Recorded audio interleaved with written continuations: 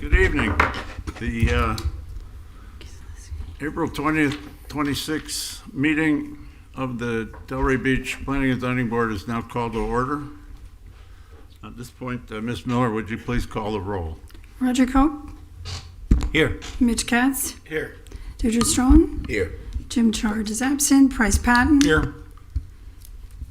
Karen Kizaleski. Here. Gregory Snyder. Here.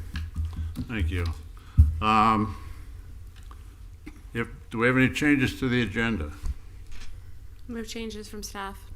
I'd like to remove election of officers since there's no need for Oh, yeah, let's do I'm that. not sure that it is. So I know Ms. Miller had indicated that we needed to select the chair, so we can clarify with her. Who did? I had it on there, but Jim is second. Yeah, I think that we elected Mr. Chard as the second vice chair, or So I think Okay. when we elected all the officers, and I don't, there's a 100% mistake. sure. we can elect him again if you, No, that's all right.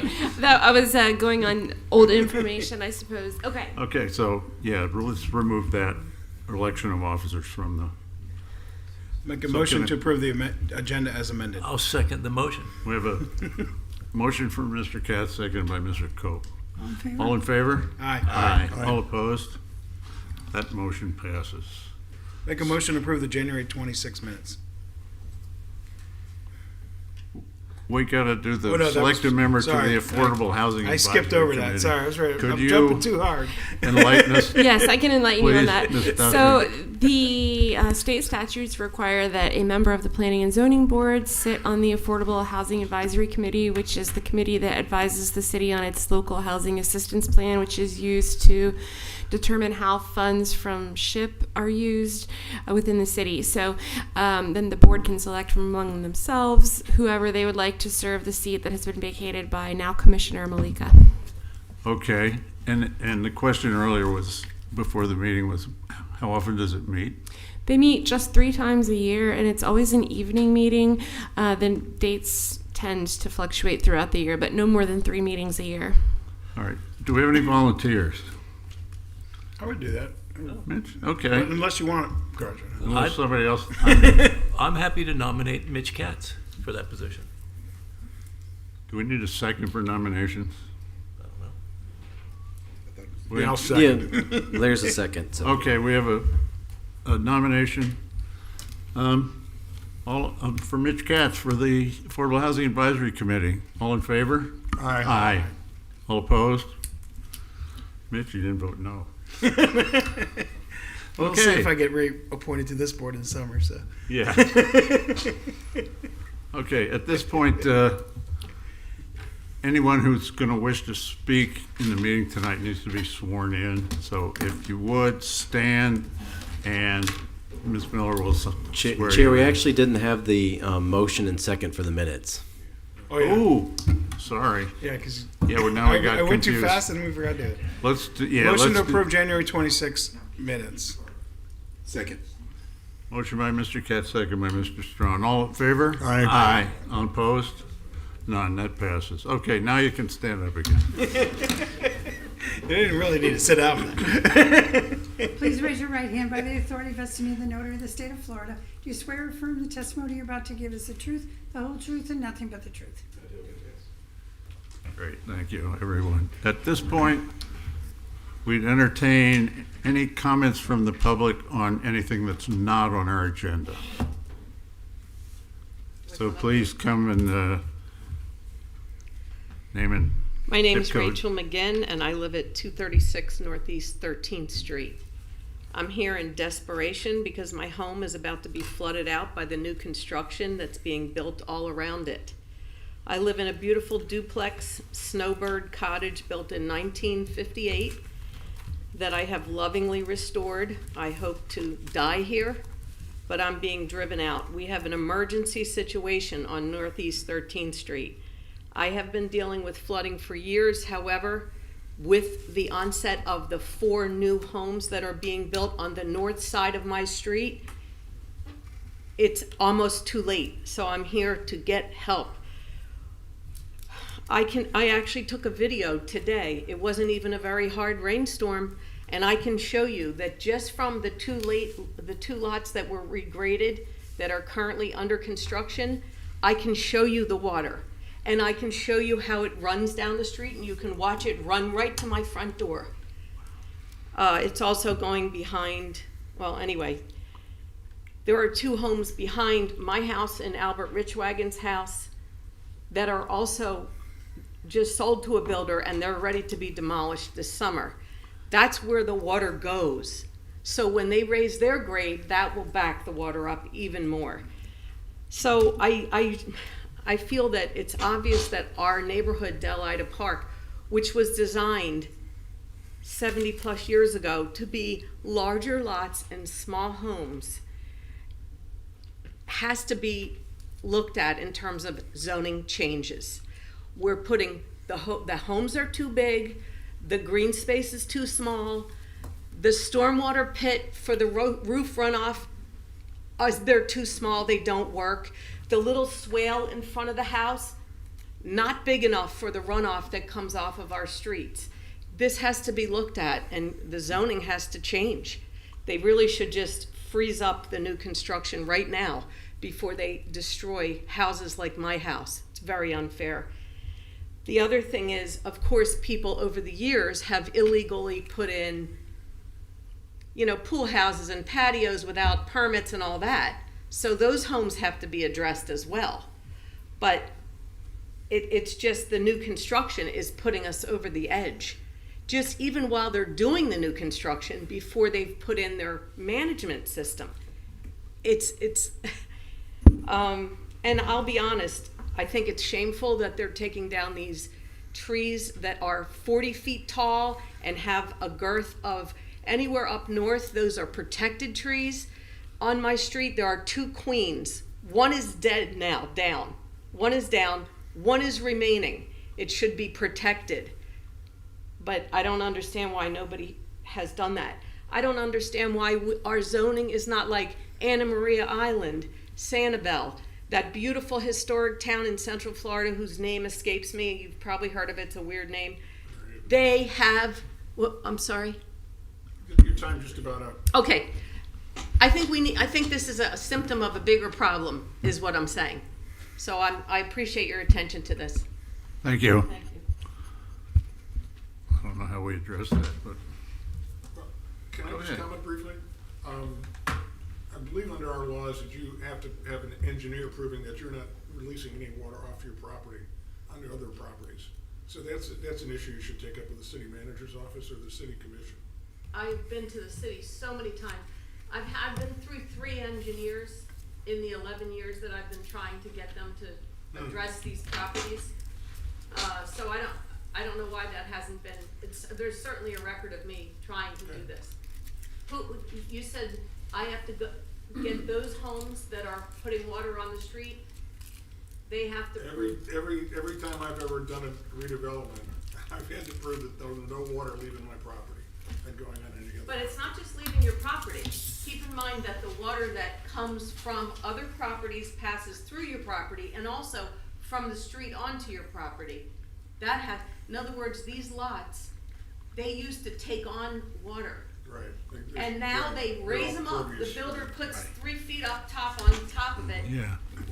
Okay, so. yeah, I think what Mr. Ben's trying to tell you is it's up to those people to keep their water on their property. We're not complaining about you.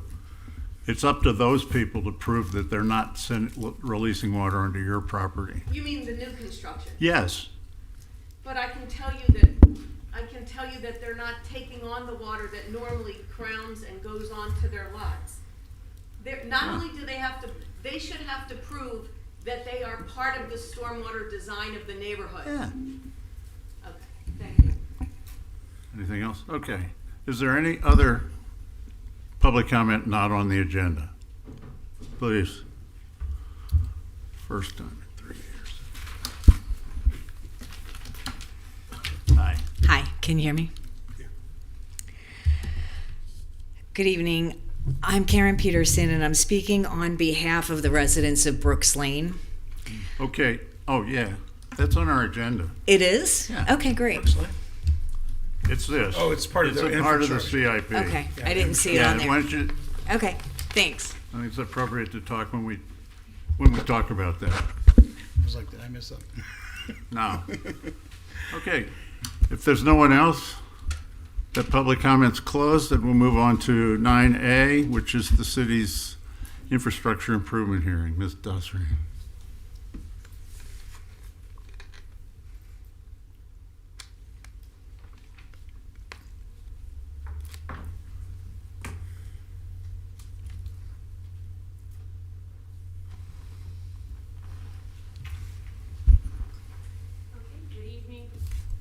Good evening, board members. So this evening, this item is to review the comments from the public that have been received since the infrastructure process was opened for the city on February 23rd, for which projects should be included in the capital improvements plan. So we're looking for input on anything that would be of a value of over $25,000 in terms of infrastructure that the city should plan for over the next 5 years. We sent out a series of homeowners, or of emails to homeowners soliciting input, and then it was published on the agendas for this meeting. Our comprehensive plan requires us to go through this every year, obtaining input from the public. The comprehensive plan also has a framework for which improvements are selected, and it's lumped into critical improvements, mandatory improvements, and desirable improvements. So any feedback received would be filtered through this framework. And I'm realizing how small this text is, but you do have in your packets, we received several comments from the public about Brooks Lane and some flooding, recurring flooding, street lighting in different areas, and then general road resurfacing. And then all of the comments that you all provided as the board. We forwarded via email a response from Public Works to some of these comments, and we have Ms. Buisson from Public Works to address any of your questions. So at this time, we would be able to open any feedback, or open the floor for feedback from the public, and then also we have Ms. Buisson here to answer your questions. Great, thank you. All right, at this time, anyone who wishes to speak about the capital improvement plan, please. And name and address for the record. Karen Peterson, 1001 Brooks Lane. So I'm here on behalf of all the Brooks Lane residents, and thank you for your time tonight. We really appreciate it. Our street's been dealing with serious flooding over the years, especially during the king tides and the heavy storms. And it isn't just nuanced flooding, it's impacting the state safety and our ability to get in and out of our homes. We're concerned if ambulances or police need to get through during those times, and it's caused repeated property damage. It's not getting better, it's getting worse. Many of us have reached out individually over the years, and we didn't see any progress. So now we've come together, and we're all united on our street. We are year-long residents, and we care about the neighborhood, and we want to be part of this solution. We've already started having conversations with city leadership, and we appreciate that time and attention. We're here tonight because we want to keep that momentum going, and we want to work more closely with all of you. What we're asking is pretty straightforward. We'd like Brooks Lane to be included in the city's stormwater management plan, considered in next year's capital improvement plan, and we want to stay involved in the process. We want to work alongside planning and zoning, Public Works, and the city manager's office to find a practical long-term solution or multiple solutions. We're not here just to complain or raise a problem. We're here to be part of the solution. We're open to ideas, feedback, and next steps. We want to make sure our street is safe, accessible, and not repeatedly underwater every time there's a big tide or a storm. Thank you again for your time, and we look forward to working with you on this. Thank you very much.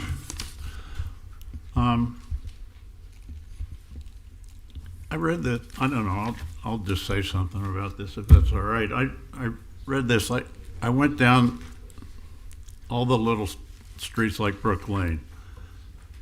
And before I get to the city's response, is Brooks Lane different from Lewis Cove and White Drive and Rhodes Villa and Delhaven? Yes. It- So they don't flood? They don't flood as much as we do. They don't flood where it's impassable. Okay. Like the city comes and puts signs and says, you cannot go down the street. Okay. Chair, if you need answers from the public, if they don't come to the podium when you talk, just so that everything's captured, please. Yeah, that's good, but I think it's too late. Okay. Well, at that point, I don't know who wants to do board discussion. Roger. Can you summarize what her response meant? Like, Yeah. Because her- you have got all these streets that are over in that neighborhood, and Right, they're all the little they're streets that all run. essentially the same. They terminate in a cul-de-sac, and they have canals on either side of them, and there's Lewis Cove and Brooks Lane, and on and on and on. And on. So is Brooks Lane lower in some way than the others, or That's a great question. why is it flooding more than the others, or are the other streets just not complaining about the flooding that is happening on their street? They're not flooding as much as Brooks Lane. Like I said, the city comes out and puts signs, this is not passable. You can't drive a regular car through there. And They don't do that on anybody else's street. not that I've seen, not on Lewis Cove, not on White Drive. I don't know about the other ones. I walk through there, so. I do know that somebody, I think it was Delhaven, that we had friends that lived down there, but they flooded they were at the end, and the flooding came up in the back of their house, not in the street. I'm sure the other streets have flooding, but ours is excessively worse than Lewis Cove and White Drive. Yeah, please. Yes, I'd be happy to provide a little insight. We have met with Ms. Peterson and the neighbors on several occasions. Cynthia Buson, Assistant Director of Public Works. Thank you for having me here tonight. Thanks for being here. Yes, happy to do it. So we have met with Ms. Peterson and her neighbors. All of the 5 finger streets, which are Delhaven, Rhodes Villa, White Drive, Brooks Lane, Lewis and Cove. Lewis Cove, thank you, all have varying degrees of standing water following significant rainfall and high tide conditions. It's part of being a coastal community. We are watching it, we're aware of it. We have made improvements to some of the outfalls in the area, adding backflow prevention devices into the catch basin so that water essentially doesn't come backwards through the stormwater system. We are in the process of embarking on a new stormwater master plan, and that will identify all of the flooding issues that the city has east of Congress Avenue and throughout the entire city limits. And what it will do is it will give us a roadmap of really the worst conditions we have in the city and give us a game plan for how we're going to start tackling some of these conditions. We know that we have Marine Way that we're getting ready to embark on now, and that one is at present probably the worst situation that we have. Yeah, That's the big one. right. So that one is starting now, and then as we're constructing that, we'll embark on the next stormwater master plan that will identify all of the future year projects. Okay, so when can Ms. Peterson look to getting something put in a plan to actually work down there? So part of the stormwater master plan will include public outreach to communities and neighborhoods just like your own, and we'll take all that input and put it together with the science that exists in terms of topography, like someone was saying earlier, the true lowest lying streets, and then we know that part of stormwater protection is also seawall elevations. We spoke to you a little bit about that. If not everybody on the street has their seawalls over a certain elevation, then the water comes over that way during king tide. And we or high- believe they do now, but yeah. Okay, great. So But they fixed that. So all of that will be considered for the upcoming. What's the time frame on the stormwater master plan? So right now we are in scope development with the consultant. So I would say in the next 6 months. We'll have a plan in 6 months, or? It depends on how public outreach goes. We're kind of going through that. How many meetings do we want to hold? So the format is all still to be determined, but I would say 6 months to a year. Okay. And what is the possibility of us getting on the CIP for the next year? Because I was told we can't get on there for this year. Right. So until we have a stormwater master plan that identifies the projects that we need, we don't really add projects into the Capital budget. improvement. Yeah, into the plan until we have a planned project. Okay, I didn't realize one had to do with the other. Okay, thanks for explaining that. Okay. All right, well, I'm glad to meet you all. I hope we can meet on better circumstances, Yeah. that this is moving forward and we get it all fixed. As we do. Just Thank to, you. Just to add, because we mentioned Marine Way, that project, we started that when I was on the city commission 10 years ago, and it's still not constructed, and it's finally. And is that acceptable to you? No. So So that's the problem. what can we do as Brook Lane's residents to not wait 10 years to get Is this hold the fixed? city commission accountable, because that's, at the end of the day, they hire and fire the city manager who runs the day-to-day operations, right? So we have no control. It's the elected officials that make the decisions of the city and that CIP. They approve the CIP plan, we don't, right? So those, you need to hold your elected officials' feet to the fire to put pressure on the city to get things done. But Marine Way had a lot of extenuating It circumstances. did, but definitely, I mean, she's mentioned it when Missy's been here, like, that was a project when she started with the city, and it's still, Oh, sure, Not done. Missy. yeah. Yeah, sure. So we have Public Works, Planning and Zoning, city managers, City engineer. Right. City Then- commission. But City then, Jay, commission. the most important is the top of that chart, the city commission. city commission. Yeah, Okay. keep an eye on the city commission agendas. Okay. 'Cause the This CIP will be on their agenda. Right. And we send them our recommendation. They're the ones that make the decision. I don't know when. It should be on their agenda, what, next month, probably? There's a meeting tomorrow, isn't there, for a commission? Yeah, this won't be there tomorrow. Okay. No idea? Yeah, so the budget process will be starting, I believe, next month. And so all throughout the summer, June to September, when the annual budget, including the capital projects budget are adopted, will be on the advertised hearings with commission. So if you sign up for the notices for commission agendas, and you can see when they're discussing the budget at their workshops and setting priorities for projects and expenditures. Okay. And Okay. save your speech and use it. Well, I was at one of the meetings in February, and I saw that there was a Michael Tillis, I think was his name, from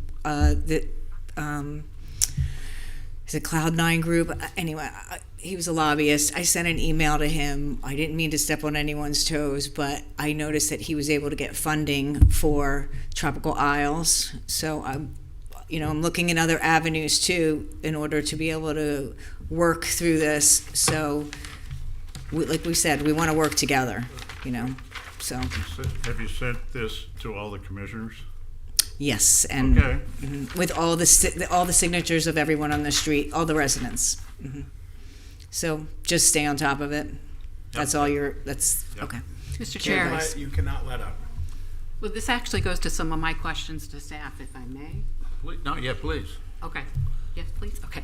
I'm ecstatic that you're talking about a new update to the Stormwater Master Plan. I know this area has been problematic for a long time, but there are also areas cropping up around the city, east of Congress. I mean, Ms. McGinn talked about that, some of those areas as well. So to have that in place and updated would be great. I'm sure you're going to go through wet season, king tide season, so you'll see all the places where it is of most importance. The other question I had, though, is how is status given back? I mean, a lot of this item and many of the items listed on the proposed, or what the input received from public, we're working with the public, or it's in, we'll look into it kind of things. Is there like a quarterly update to? I'm new to this, so I'm asking you. But I am too. Thank you. No, great question. They're looking into it. That's what we get. But I would like, wouldn't it be helpful to have a quarterly status? I mean, they talked, according to this, they talked in December. It's 4 months later. Has anything more happened since then? I mean, or does it just take that long? I'm just, it could be even just twice a year. Or before the next infrastructure hearing, there's a reporting of how the last items were addressed. Right. I'm just making some suggestions. If you're not, you may be doing them already. Did you want me to respond to that? Please. Okay. Yeah. So we actually are in constant communication with Ms. Peterson and her neighbors on this specific issue. If you were talking on a broader scale in terms of the stormwater master plan, we do take public input throughout the course of development of the plan. And then during the last stormwater master plan that we did in 2019, we actually held town halls following that, where we presented that information back to the community and provided them with what does this mean and what are the types of projects that will be coming forward. And as we know, Thomas Street Pump Station and Marine Way, those projects were presented and in the last stormwater master plan and are underway right now. So. Well, I mean, even the simple, the light request, the street light request, I mean, there's, you know, is that ever reported back that was completed?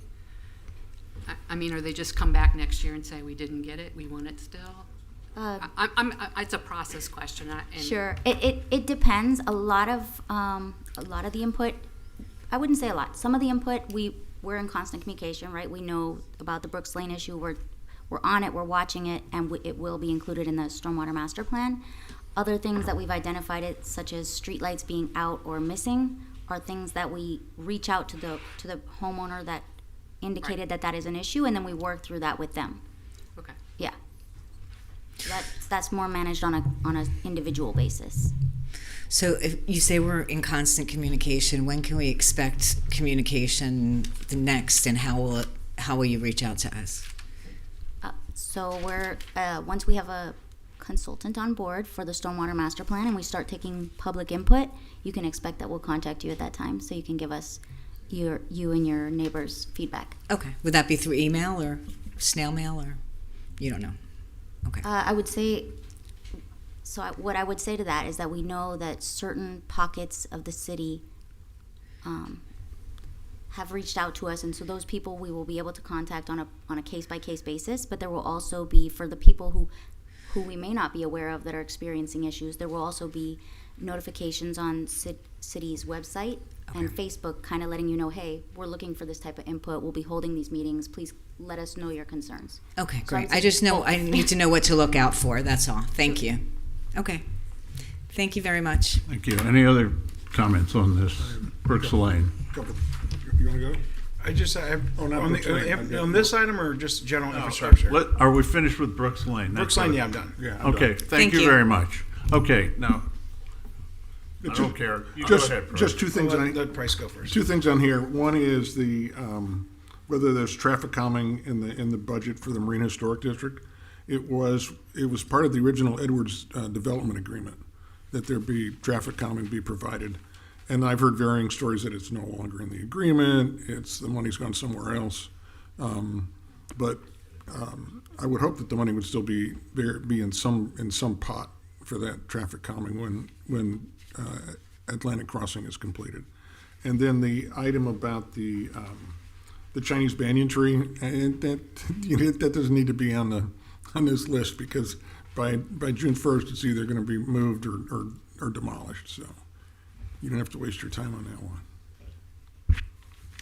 Thank you. Okay. Mr. Katz. Sure. I just had questions about Berwick Road, and I know that we're looking at now here we just had a public information meeting for the north side.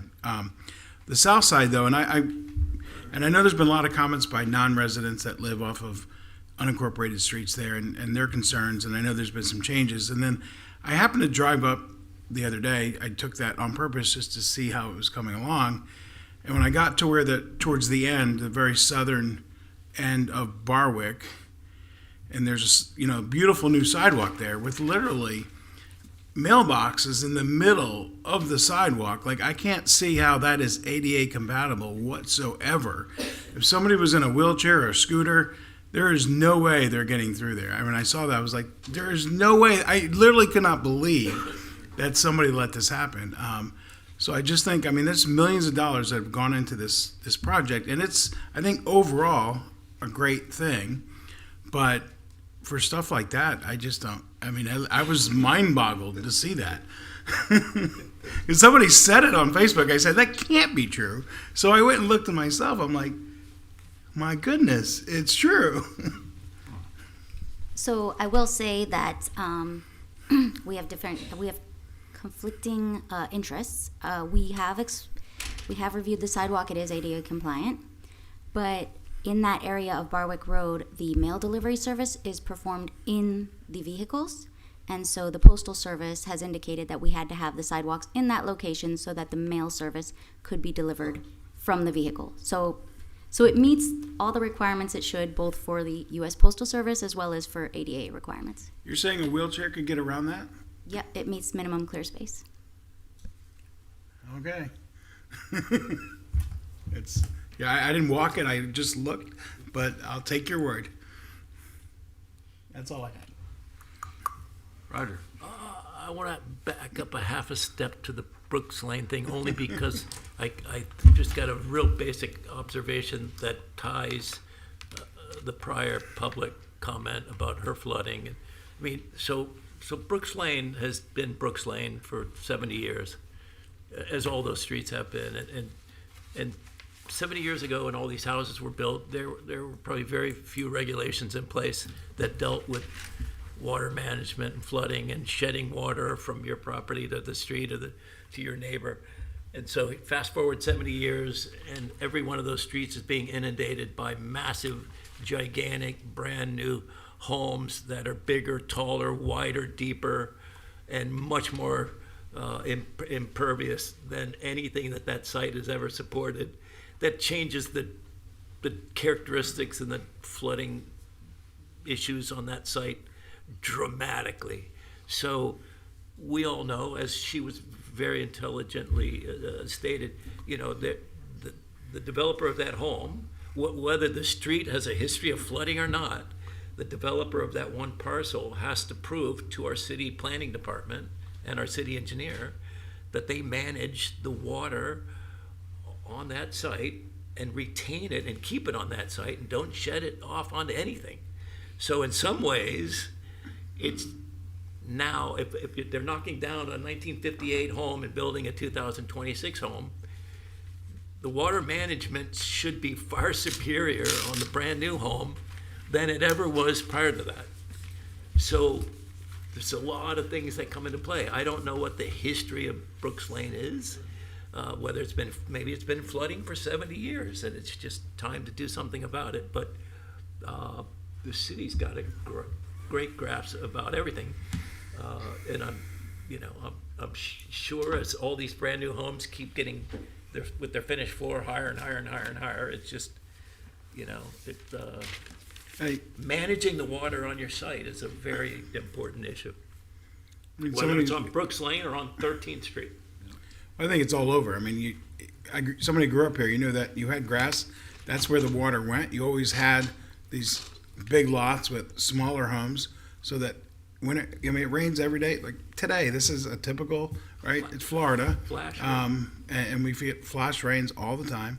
But we had grass and trees to soak up that water. Once you get rid of all the trees and grass, there's nowhere else for that water to go. And now we're seeing the outcome of our success, which is of these beautiful homes. The outcome is where does the water go? And on top of that, you have natural phenomenons going on with the king tides, and that was not anybody thought of 50 years ago. We never knew what a king tide was. There was no coastal flooding the way there is today, and so now that you've got both, it should have been the opposite, right? You should get smaller homes to take care of that coastal flooding. Instead, we're getting rid of anywhere for the water to go, and we're getting more water coming in. It's just, it's like, I try to lose weight. I know if I eat too many calories, that more than I'm burning, I'm not going to lose weight. Same thing with the water. Finish?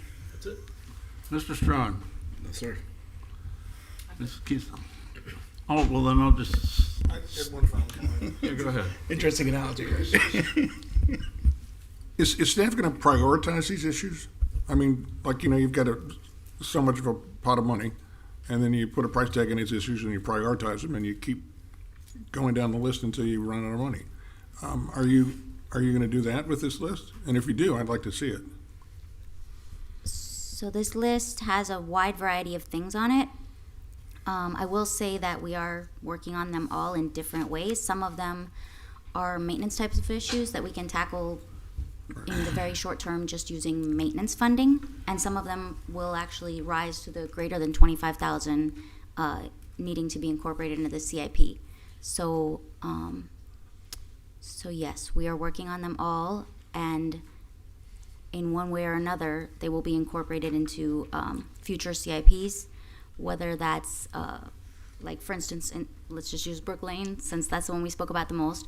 We'll embark on this stormwater master plan, and then that plan will identify the problem areas within our city, giving us a list of projects that will be incorporated into future CIP projects that will come forward in future years. So it will not make it into the 26-27 budget that we'll be bringing forward in October, but potentially in future years.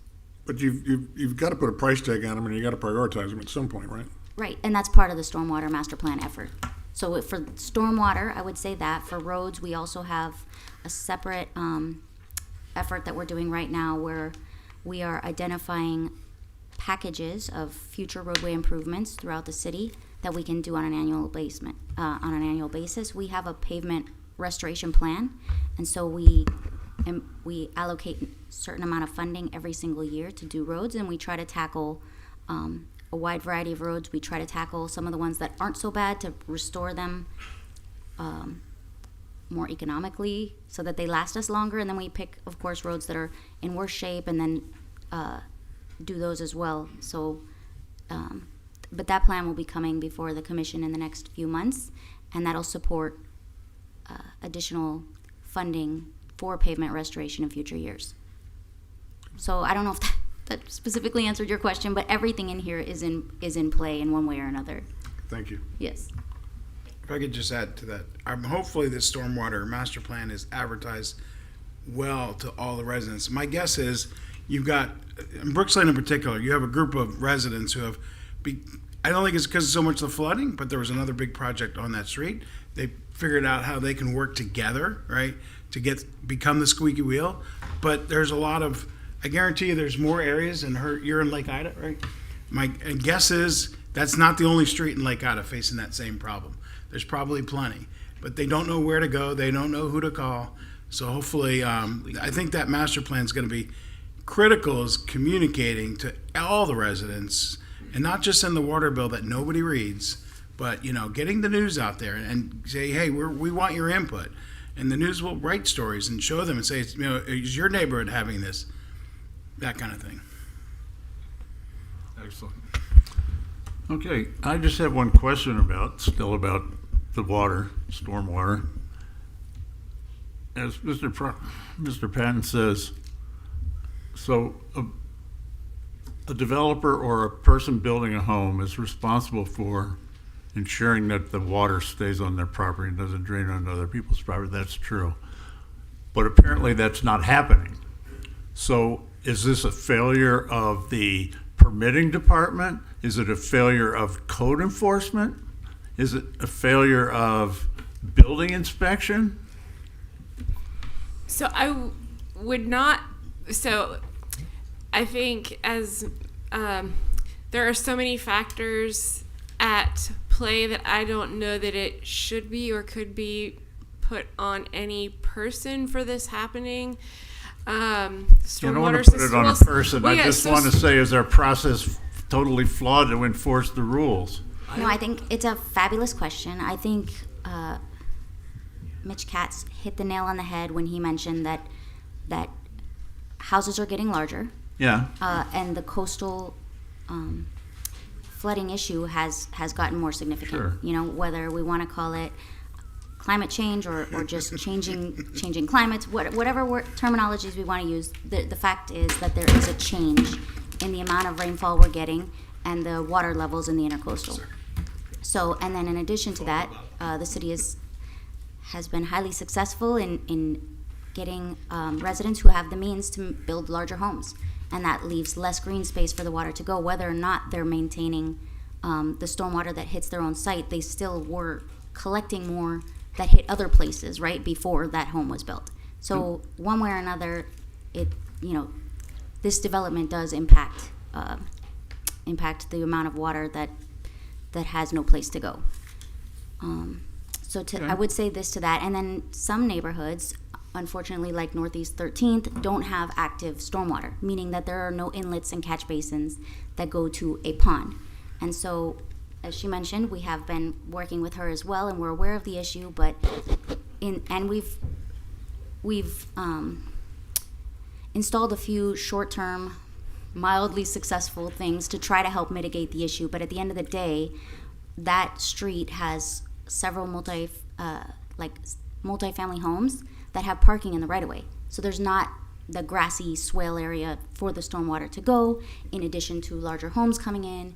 So there's a multitude of issues that will go into the stormwater master plan and come up with a plan. But I'm positive that Northeast 13th is gonna get some attention in that plan, because we know it's a problem.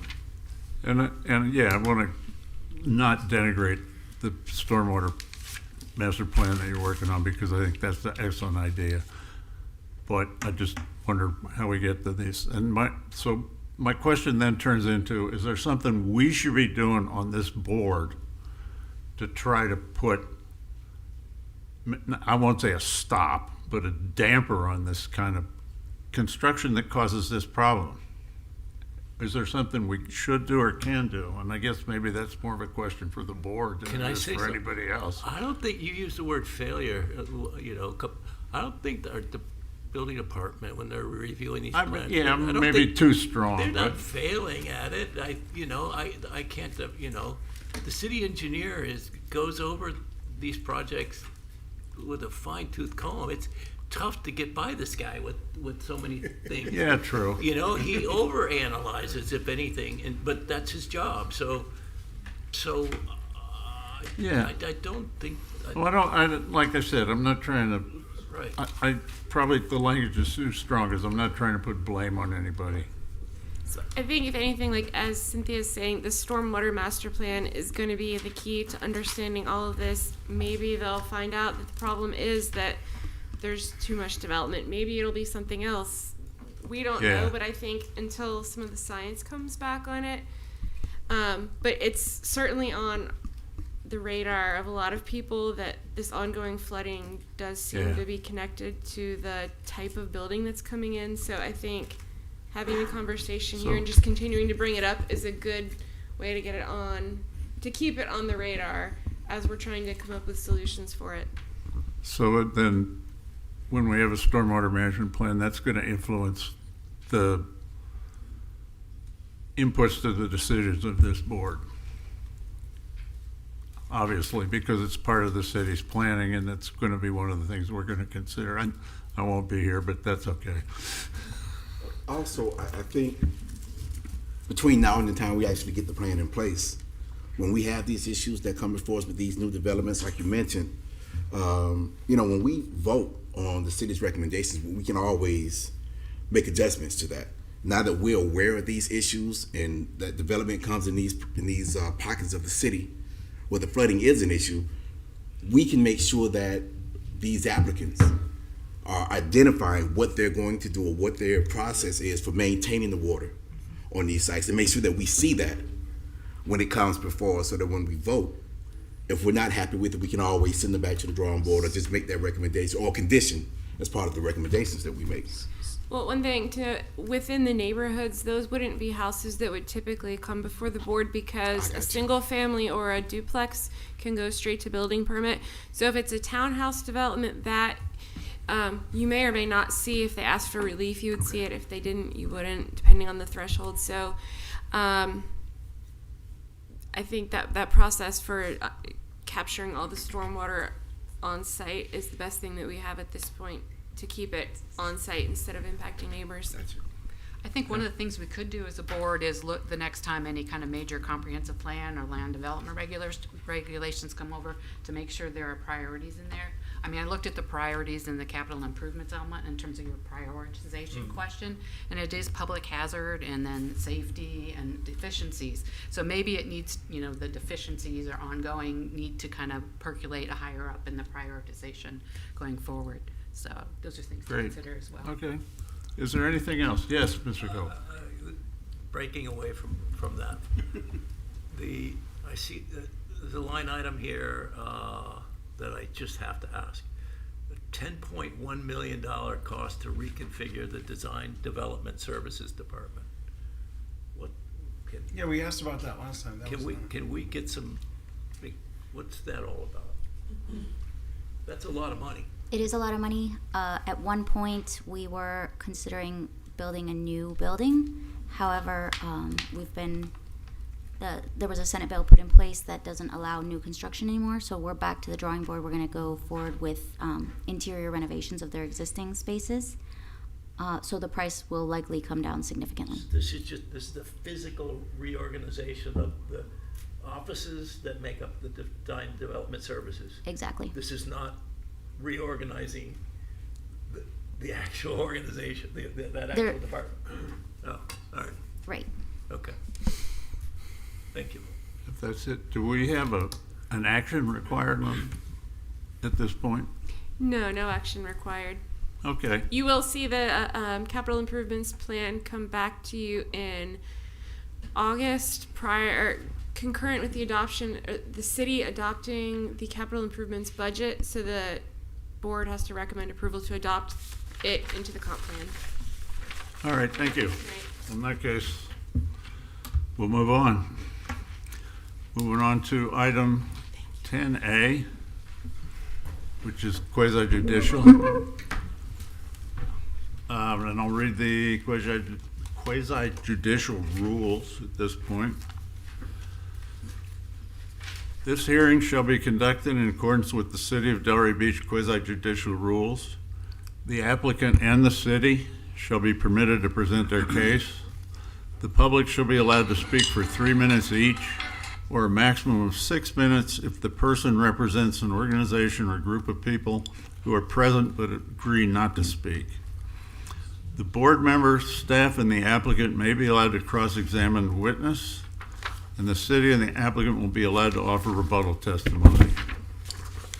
The decision to approve or deny an application or appeal may not legally be made upon personal views as to whether a project is a good project or not, nor may a decision be based on the numbers of citizens who support or oppose a particular project. The law requires that all decisions must be made on the basis of whether the project meets the requirements of law, the comprehensive plan, and the land development regulations. So at this point, Ms. Dosry, if you would read the item into the record, or Ms. Pinkston, either one. Thank you. Good evening. Barbara Pinkston for the record. This is file number PZ 388-2025, a request for a land use map amendment, and PZ 389-2025, a rezoning request.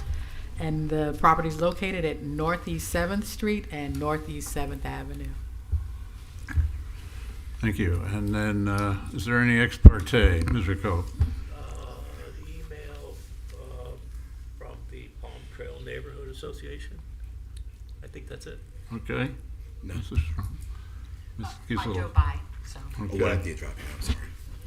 Yeah, drive-by email, and then I had a conversation with Mr. Costello. Yeah, and I saw the email, and I did visit the site, and I had a conversation with Mr. Costello. Met with spoke to Mr. Costello, and I have the emails as well. Okay, Mr. Costello, the floor is yours.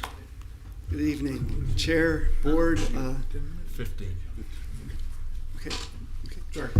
Jeff Costello, JC Planning Solutions, representing the applicants, Mr. Patrick and Michael Lorne. With regard to the project, again, this is at the northwest corner of Northeast 7th Avenue and Northeast 7th Street. These are some photos of the property. Basically, there's extensive hedging along 7th Avenue. It's the north end of the property.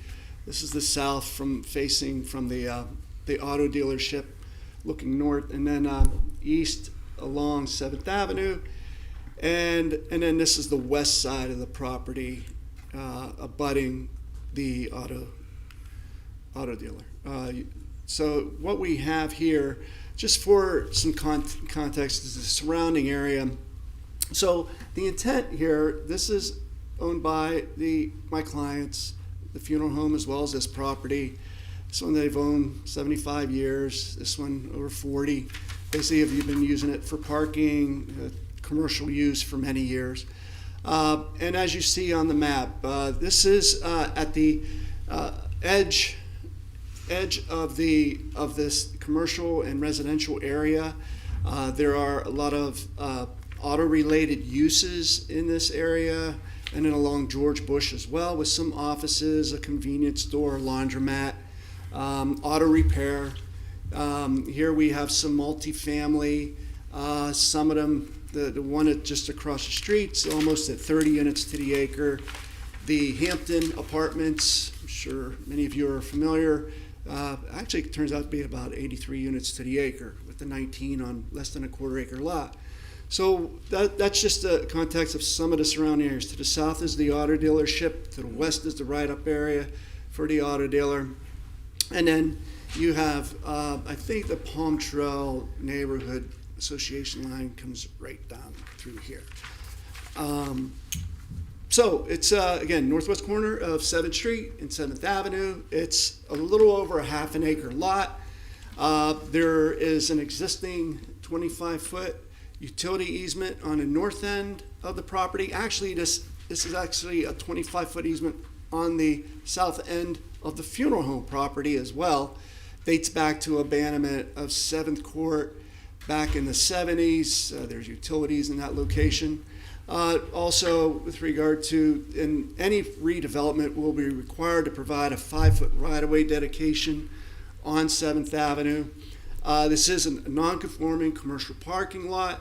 It has an existing medium-density land use map designation that does allow, as an incentive program, typically 5 to 12 units to the acre, but as an incentive, you can get up to 18 units to the acre. So technically, you could get a total of 10 units. With the proposed commercial core land use designation, max is 30 units to the acre or 18 units. Again, with these site constraints, it's very challenging with regard to these properties. And the intent is to unify, basically keep this property the same as owned, same zoning as the owners do for the funeral home. Again, the proposed land use is commercial core, existing zoning RM, proposed CBD, Central Business District, Central Core Subdistrict. The proposed use has not been determined yet. I have been looking at some concepts, but the use does allow zoning commercial, residential, or mixed use. And I know that we were considering submitting a site plan, but we know that when we go through this process, I know that's not looked upon favorably through the attorneys as well as planning, that, look, it's not based on what you're seeing in the pictures. So we did not do that, although we were engaging, speaking to Gary Iliopoulos, a local architect. Existing land use, again, as you see on the map. This is MD. To the south is the parking lot for the dealership, as well as the dealership itself. And then you have the zoning of RM. So the parking to the south of the dealership with the wash, they have wash area, this is zone CF. As you see here, this is also zone general commercial right on the north side of 7th Court. And the proposal is to change it to commercial core and CBD. So as you see on the right-hand side, what is allowed. So in the RM district, the maximum height's 35 feet. The GC, which is right across the street from the RM, allows 48. The existing funeral home site is zoned CBD, allows 54. Same with this auto sales, it's zoned CBD, 54. The automotive commercial here, the Genesis, which will be relocating, is 48 feet, and then the CF allows 48 feet. So with regard to required findings, we feel that required findings can be made with section 3.1.1, the land use map, under the proposed commercial core land use map designation, the CBD is the preferred zoning district. Again, commercial, residential, mixed use. Again, there's the map shown on the screen. With regard to concurrency, staff's report confirms the adopted level of service standards are met, including those related to schools, water and sewer, drainage, solid waste, and parks and rec. Now, keep in mind, and traffic, and keep in mind too that there is no specific development available. These will all be reviewed again with any specific development proposal in the future. With regard to the traffic, they take the worst case scenario based on a 3 FAR, which cannot be accommodated on the site, but you have to analyze it anyway, and then also the water and sewer and so forth. So positive findings can be made, and there's no level of service issues with those. With regard to the consistency in the comprehensive plan, very detailed staff report, many policies referenced, and some of them are listed up on the screen here in the neighborhood districts and corridors element. We feel that positive findings can be made, required findings can be made with regard to the goals, objectives, and policies, specifically the more applicable of the neighborhood districts and corridors, housing element, and economic prosperity element. The commercial corridor land use designation is appropriate for this property. It abuts CBD with no separator. Development pattern is consistent in this situation. It allows a mixed uses, which is allowed on the abutting properties. The CBD requires civic open spaces, which are not typically required in other zoning districts. The CBD is a form-based code, which has various development standards to mitigate any potential impacts, and this would provide an increased economic development of this area. This area, I think, on the residential neighborhood stabilization map, it's shown as stable, but if you've driven, I'd say north of 7th Street, it's in transition. This is it's not stable, and here this lot is indicated as stable, yet it's commercial.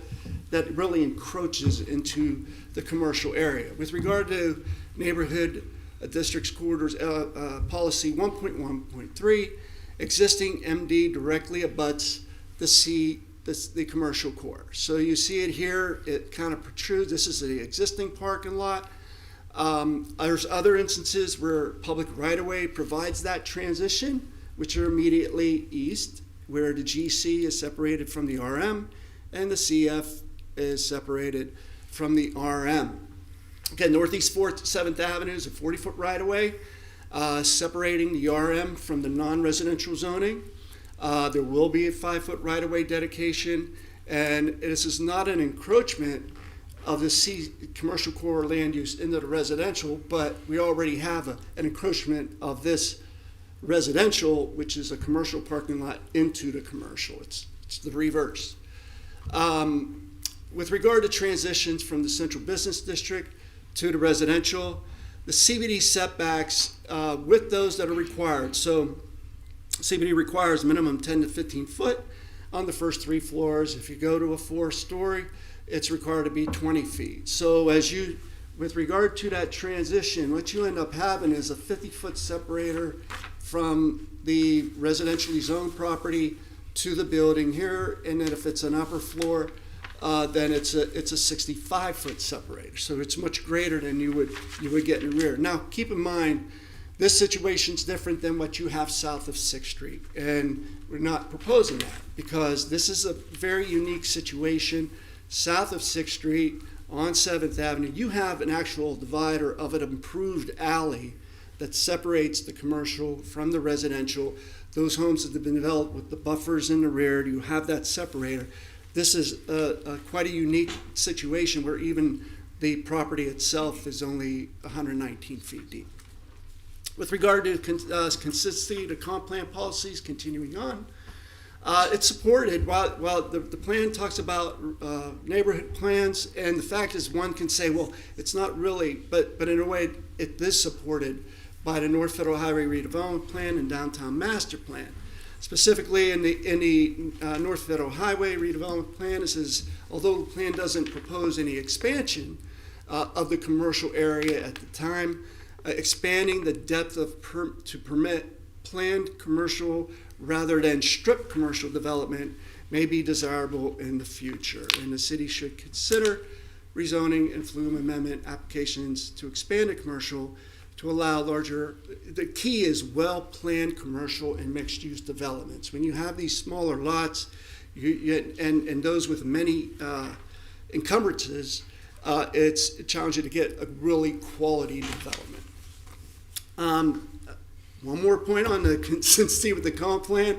The policies mentioned above. This particular, with regard to economic prosperity and the housing, this furthers the revitalization and stabilization of the North Federal Highway area, as well as, or encourages, of the revitalization and stabilization of the North Federal Highway corridor and the downtown core in this particular area.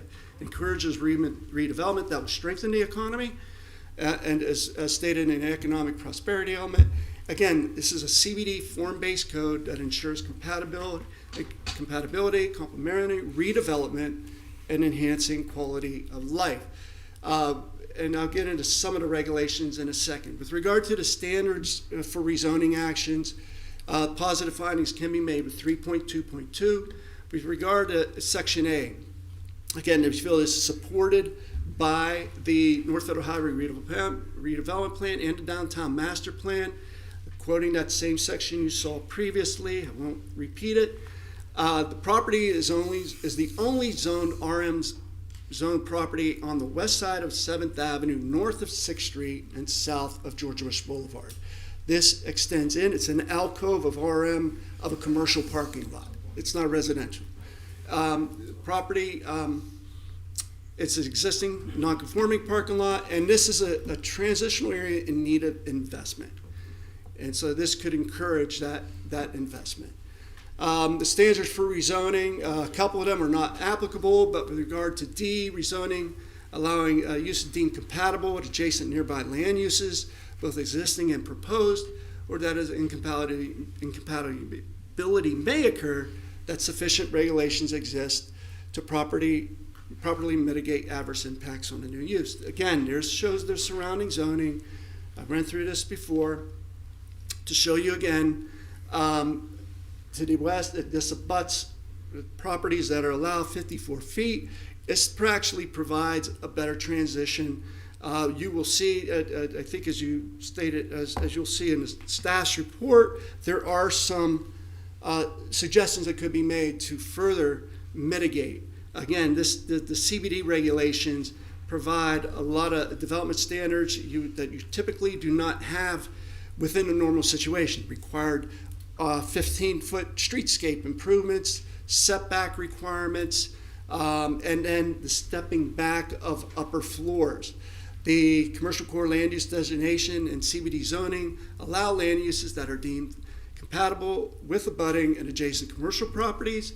The proposed development will be complementary to and enhance the surrounding area. And again, the CBD regs provide provisions to mitigate impacts. And last but not least, with compliance with the LDRs, the statements for reason, the change in the zoning is being sought. We identify items 2 and 3. The central business district is the preferred zoning district for the commercial core land use designation to preserve and protect cultural and historic aspects of downtown Delray Beach, and simultaneously provide for the stimulation and enhancement of the vitality and economic growth of this special area. The subject property abuts CBD zoning within the central core sub-district, and it's more appropriate as property contains a non-conforming commercial use that is the only RM zone property west of 7th Avenue between George Bush and 6th Street, and it's basically all commercial. And therefore, positive findings can be made. With regard to staff's considerations in your backup, okay, if I just, last slide. How many minutes do we have? Anyway. 15. That's how much I took? Wow. Okay. So I thought I was moving fast. So these are some items that they're identified in the staff report for consideration. We feel there's sufficient justification with regard to NDC 1.1.3. The land use allows the most appropriate development to fulfill the remaining land use needs. With regard to zoning, again, CBD form-based code. The property abuts these particular areas that it directly abuts with no separation, and the comp plan provides policies that do not only address all these scenarios, but it is more appropriate for the CBD and supported by the North Federal Highway and Downtown Master Plan. I'll hold off. Okay. Well, I didn't realize I was out of time, so I was gonna. I'll wait for my. So, but that concludes my presentation. Thank you. Thank you.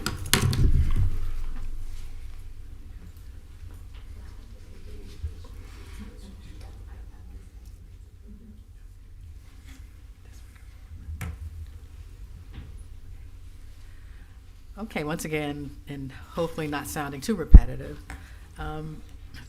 the property is a 0.61 acre parcel located at the northwest corner of Northeast 7th Street and Northeast 7th Avenue, and it's currently used as a parking lot for Lauren Brothers Funeral Home. The land use is medium density residential, and the zoning is medium density RM residential as well.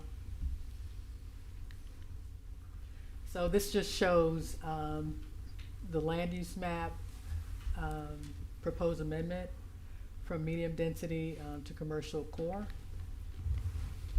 and the rezoning from medium density residential to CBD Central Business District. Also, the rezoning request would result in an amendment to the Central Core Sub-District Regulating Plan. So this just gives you a view of where that's located. And this is just a little bit of background information about the property in the area. So in 1974, Northeast 7th Court, which was formerly known as McGinley Avenue, west of Northeast 7th Avenue, was abandoned and incorporated into the adjacent lot. So they abandoned it, and each parcel took half of that street. Prior to 1990, the site was zoned multifamily residential 10, and the surrounding parcels to the north and west were zoned specialized commercial. In October of 1990, the citywide rezoning changed the site to RM, and the parcels to the north and west general commercial. In March of 1991, the property directly to the west was rezoned to automotive commercial, or AC, by the city to reflect the use of the property. And so this is the analysis for the LUMA request. Just to give you some of the standards, amendments must follow the procedures outlined in Florida statute. The land use map is adopted as part of the comprehensive plan. Therefore, land use map amendments have to be processed as small-scale comprehensive plan amendments pursuant to Florida statute. Prior to the approval of development applications, certain findings must be made. These findings relate to the land use map, concurrency, consistency, and compliance with the land development regulations. So the rezoning analysis, this table just indicates that CBD zoning district is a preferred implementing zoning district of the proposed CC land use. And under concurrency, I just wanted to highlight this part, that at its highest use, it could result in an increase of the daily trips by 3,191. And so this is the actual table. So you can see, based upon the existing zoning, the daily trips are 67. And if you go down to where it says change in potential trips, that's 3,191. So these are some of the required findings for consistency. And one of the main things to point out is the examples of transitions at the rear. And policy NDC 1.1.3, it speaks of that. And it talks about potential development patterns and how they're arranged to make sure there's compatibility and appropriate changes in intensity, height, and scale. NDC 1.1.12 speaks about redeveloping remaining infill lots in residential neighborhoods using zoning that is identical or most similar to the zoning of adjacent properties. NDC 1.1.13 apply the most restrictive residential zoning district that is appropriate to the neighborhood based on existing development patterns. Objective NDC 1.3 mixed use land use designations It speaks of applying mixed-use land use designations of commercial core, general commercial, transitional, Congress mixed use, and historic mixed use to accommodate a wide range of commercial and residential housing opportunities appropriate in scale, intensity, and density for the diverse neighborhoods, districts, and corridors in the city. Okay, the next slide, we continue on with required findings under consistency. And this map just notates where the property is located in respect to the North Federal Highway redevelopment plan. So there's one little piece that's sort of left out.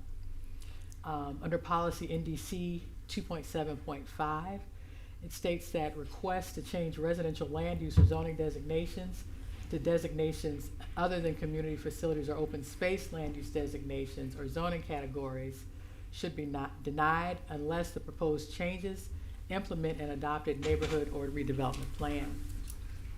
The next policy speaks of amending the land use map only when a demonstrated need for the requested land use is based upon circumstances that are verified and supported by data and analysis. And then it goes further to say that the requested land use designation has to be consistent with the goals, objectives, and policies of the most recently adopted comp plan, that development at the highest intensity possible under the requested land use designation meets the adopted concurrency standards. The requested land use designation is compatible with the land use designations of the surrounding area, and that the requested land use designations are compliant with the provisions and requirements of the land development regulations. And again, I think Jeff had this same information. So this speaks about, just shows what the surrounding uses are, what the land use and what the zoning is. And MD land use, the intent is to maintain neighborhood characteristics while supporting new and revitalized housing, while CC land use intends to ensure development that preserves the downtown's historic moderate scale. And again, compliance with land development regulations. So any site plan applications would have to comply with land development regulations, and CBD would have to be approved or looked at utilizing form-based zoning. Okay, so change of zoning designation. So this is a rezoning analysis. Valid reasons for approving a change in zoning are that the zoning had previously been changed or was originally established in error, that there has been a change in circumstance which makes the current zoning inappropriate, that the required zoning is of similar intensity as allowed under the land use map, and that it is more appropriate for the property based upon circumstances particular to the site and or neighborhood. And this table it shows what the different zoning districts and the possibility that if this is rezoned to CBD, that it would be eligible for Live Local Act, which would potentially allow up to a maximum of 40 dwelling units per acre. And the standards for rezoning, zoning changes that would result in strip commercial development shall be avoided. And in this case, form-based code does not allow that, so that would not be a concern. Rezoning of land shall result in allowing land uses deemed compatible with adjacent and nearby land uses, both existing and proposed, or that if an incompatibility may occur, that sufficient regulations exist to properly mitigate adverse impacts from the new use. And again, here are some of the setbacks that Jeff also discussed, and if you can look at some of the height differences. So as it exists right now as RM, the maximum height is 35 feet. If it's rezoned to CBD, it could go to 4 stories and 54 feet. And so one of the questions that you would need to consider also, would a height limitation be appropriate if the amendment is approved? And here's just a summary of some considerations. So the land use map amendment from MD to CC, whether there is sufficient justification to approve, contrary to Always Delray Comp Plan Policy, NDC 1.1.3, that calls for transitions to be provided at the rear of properties so that like faces like. whether the requested CC land use allows the most appropriate development to fulfill remaining land use needs. And as far as the rezoning from RM to CBD, whether sufficient regulations exist to properly mitigate adverse impacts from the new use that the board may anticipate as incompatible with adjacent and nearby land uses, both existing and proposed, as a result of the rezoning.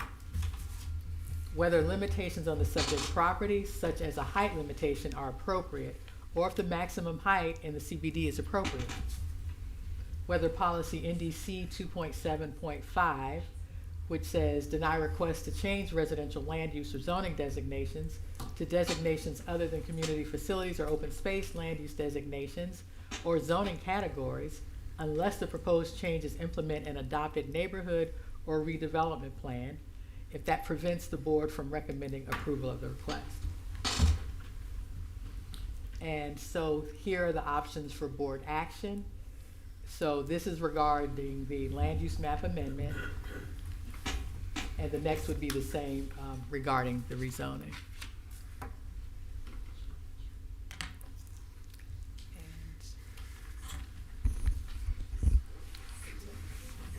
Okay. Oh.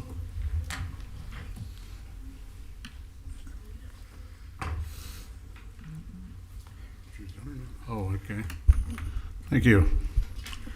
At this time, the floor is open for public comment. Please come forward, state your name and address, and good evening, get all. 3 minutes. My name is Jack Indicue. I live at 419 Northeast 8th Avenue in the Palm Trail neighborhood. I'm here with several of my fellow board members and neighbors, and if I may, I'll take the 6 minutes. Please. Thank you for listening to our thoughts here. You have an important decision, and I know many of you appreciate the history of Del Rey. Just as a reminder, this plot, this land, was designated residential in 1894 by Adolf Hoffman. So it would be a shame after 130 years the city has changed. But just for clarifying, the parcel sits inside of the Palm Trail neighborhood footprint. Northeast 7th Avenue between First and George Bush is Palm Trail neighborhood. This is not adjacent, this is in it. Regretfully, we don't have the luxury of showing sexy visuals like this. But if you look up and down Northeast 7th, the entire street is multifamily and residential. There's only one little outlier, the commercial side, which is the car dealership that's to the south of it.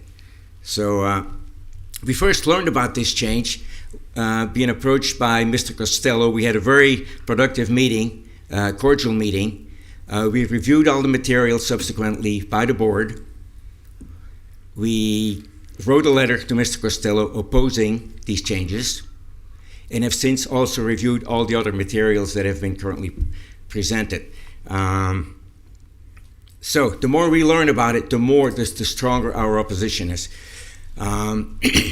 As you may have been confused by some of the letters that you received from us. Apparently there was a little hitch on Friday afternoon when an updated report was issued that was erroneous. It has since been fixed by the staff. We spoke with staff this morning. We appreciate their help. We think the report is very thorough. So, I apologize. By the way, did any of you have a chance to read our letters? Yes. Because we're very thorough and with details, argument. I will now, just for those who haven't had a chance to read them, I will summarize our strong opposition in 7 points. All right?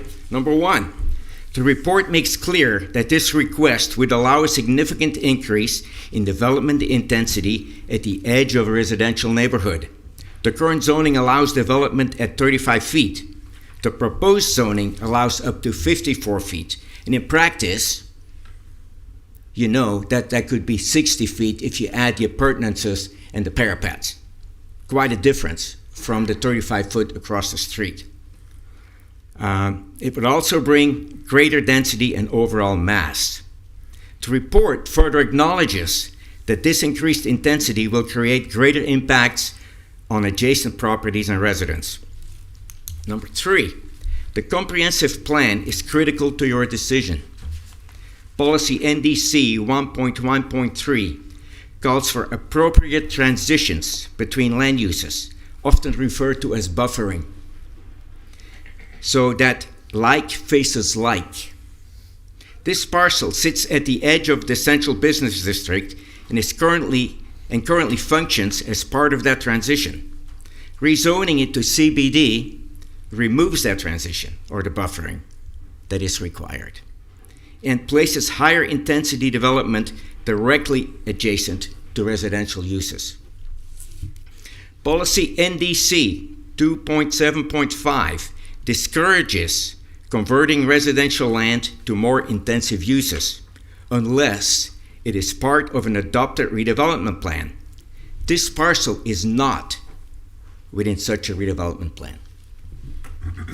Item number 5, traffic impacts are very significant, which represents a fundamental change in activity and intensity in this location. Number 6, the report also clarifies the potential applicability of the Live Local Act. This is important because it means that, if approved, the site could ultimately be developed at even greater density and intensity with more limited public review. So finally, this is not just about one parcel. This is a policy decision about land use compatibility at the edge of a residential neighborhood. Approving this request would set a precedent and shift that boundary further into Palm Trail over time. By randomly removing one residential parcel at a time, Delray Beach will lose many of its established residential neighborhoods, and our village will be gone forever. This proposal does not benefit the community and its surroundings. It's simply a private, commercially motivated request that shifts the burden onto surrounding residents. For all these reasons, policy inconsistency, loss of neighborhood protection, excessive scale and intensity, and long-term precedent, we respectfully urge you to deny this application. I mean, what you heard before from Mr. Costello was a very thorough explanation about what is allowed in the CBD. But this is not the CBD. There shouldn't be a CBD. And we hope you'll take our concerns into consideration and deny the request. Thank you very much for your attention. Thank you, sir. Is anyone else coming forward to speak? Hi, I'm sorry. I didn't get sworn in. Oh. Sorry Thank about you. that. Please raise your right hand by the authority vested in me, the notary of the state of Florida. Do you swear or affirm the testimony you're about to give is the truth, the whole truth, and nothing but the truth? Yes, thank you. Good evening. Cynthia Lloyd, 239 Northeast 7th Avenue. And I just want to, for the record, acknowledge I'm on the SPROB board, and I actually have a background in planning and zoning. So I really appreciate what you're faced with and understand. I just wanted to say one thing that kind of challenged me, and that is, it seems like maybe you haven't all had a chance to really look at anything from the residents, but what I did hear is that you did in fact have a chance to speak with the development person. So I just want to say that that's very challenging as a resident, so forget anything else. It's just something that I think maybe you'd want to consider, that when we're looking at these critical pieces, we came to Delray to live in a village by the sea. My husband and I moved here from St. Louis, and we purposely chose a neighborhood. So when we made that pact to be in a neighborhood, in a village, we didn't expect that somebody would have a relationship with the developer, both in staff and obviously that there's been some outreach to have discussions there. So I just wanted to just put that out there, that we would very much appreciate people in our neighborhood if you would get to know us, because we really invest in this community, and we believe in economic development. It's incredibly important, but it is also really important that even staff knows us by first name. So thank you so much. Thank you. Is there anyone else?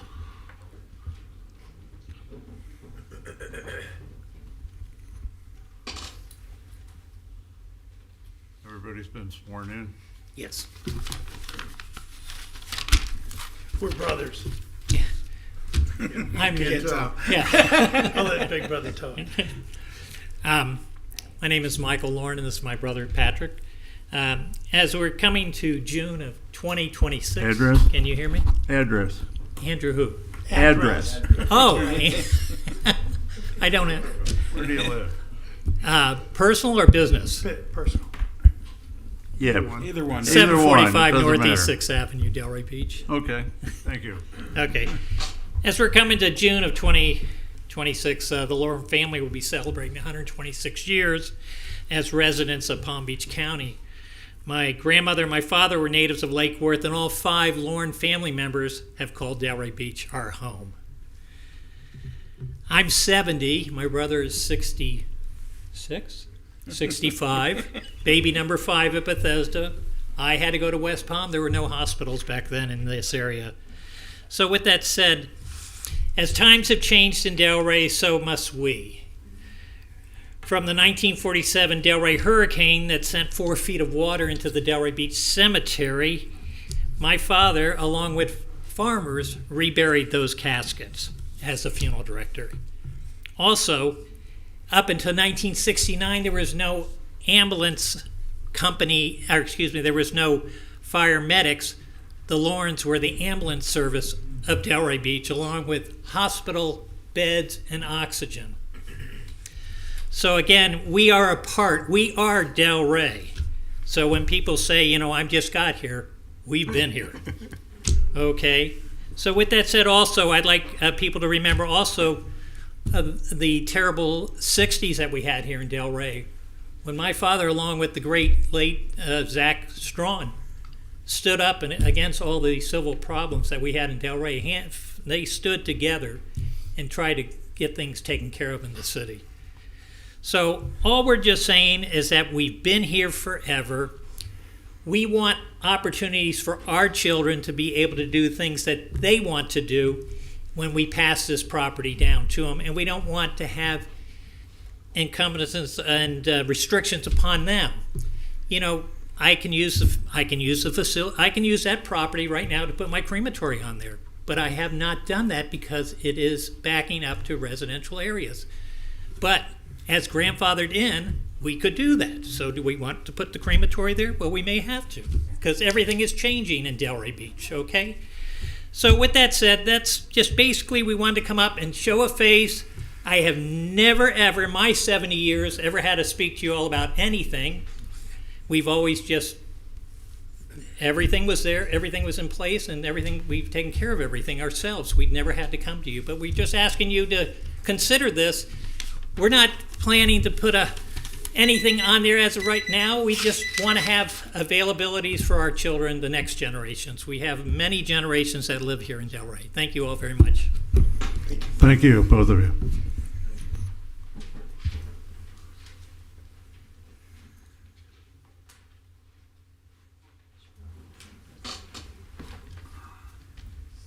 Good evening. My name's John Gwynn. I'm 901 George Bush Boulevard, Delray Beach.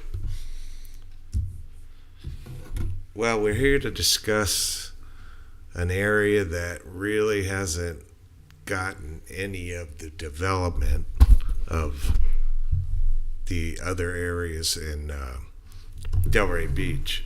I mean, if we go back to the late 80s, early 90s, when the commissions and the city government at the time decided to redo Atlantic Avenue, you got to admit that was one of the most monumental things that the city has ever done.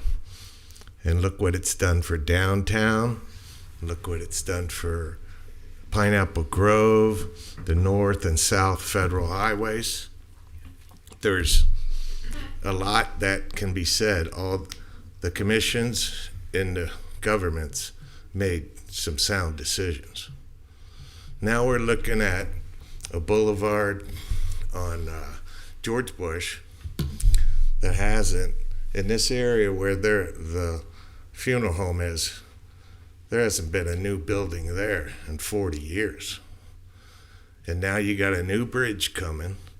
You got a chance to make a little gateway for this North Bridge area and make some development possibilities happen, because it hasn't, and it's been stagnant.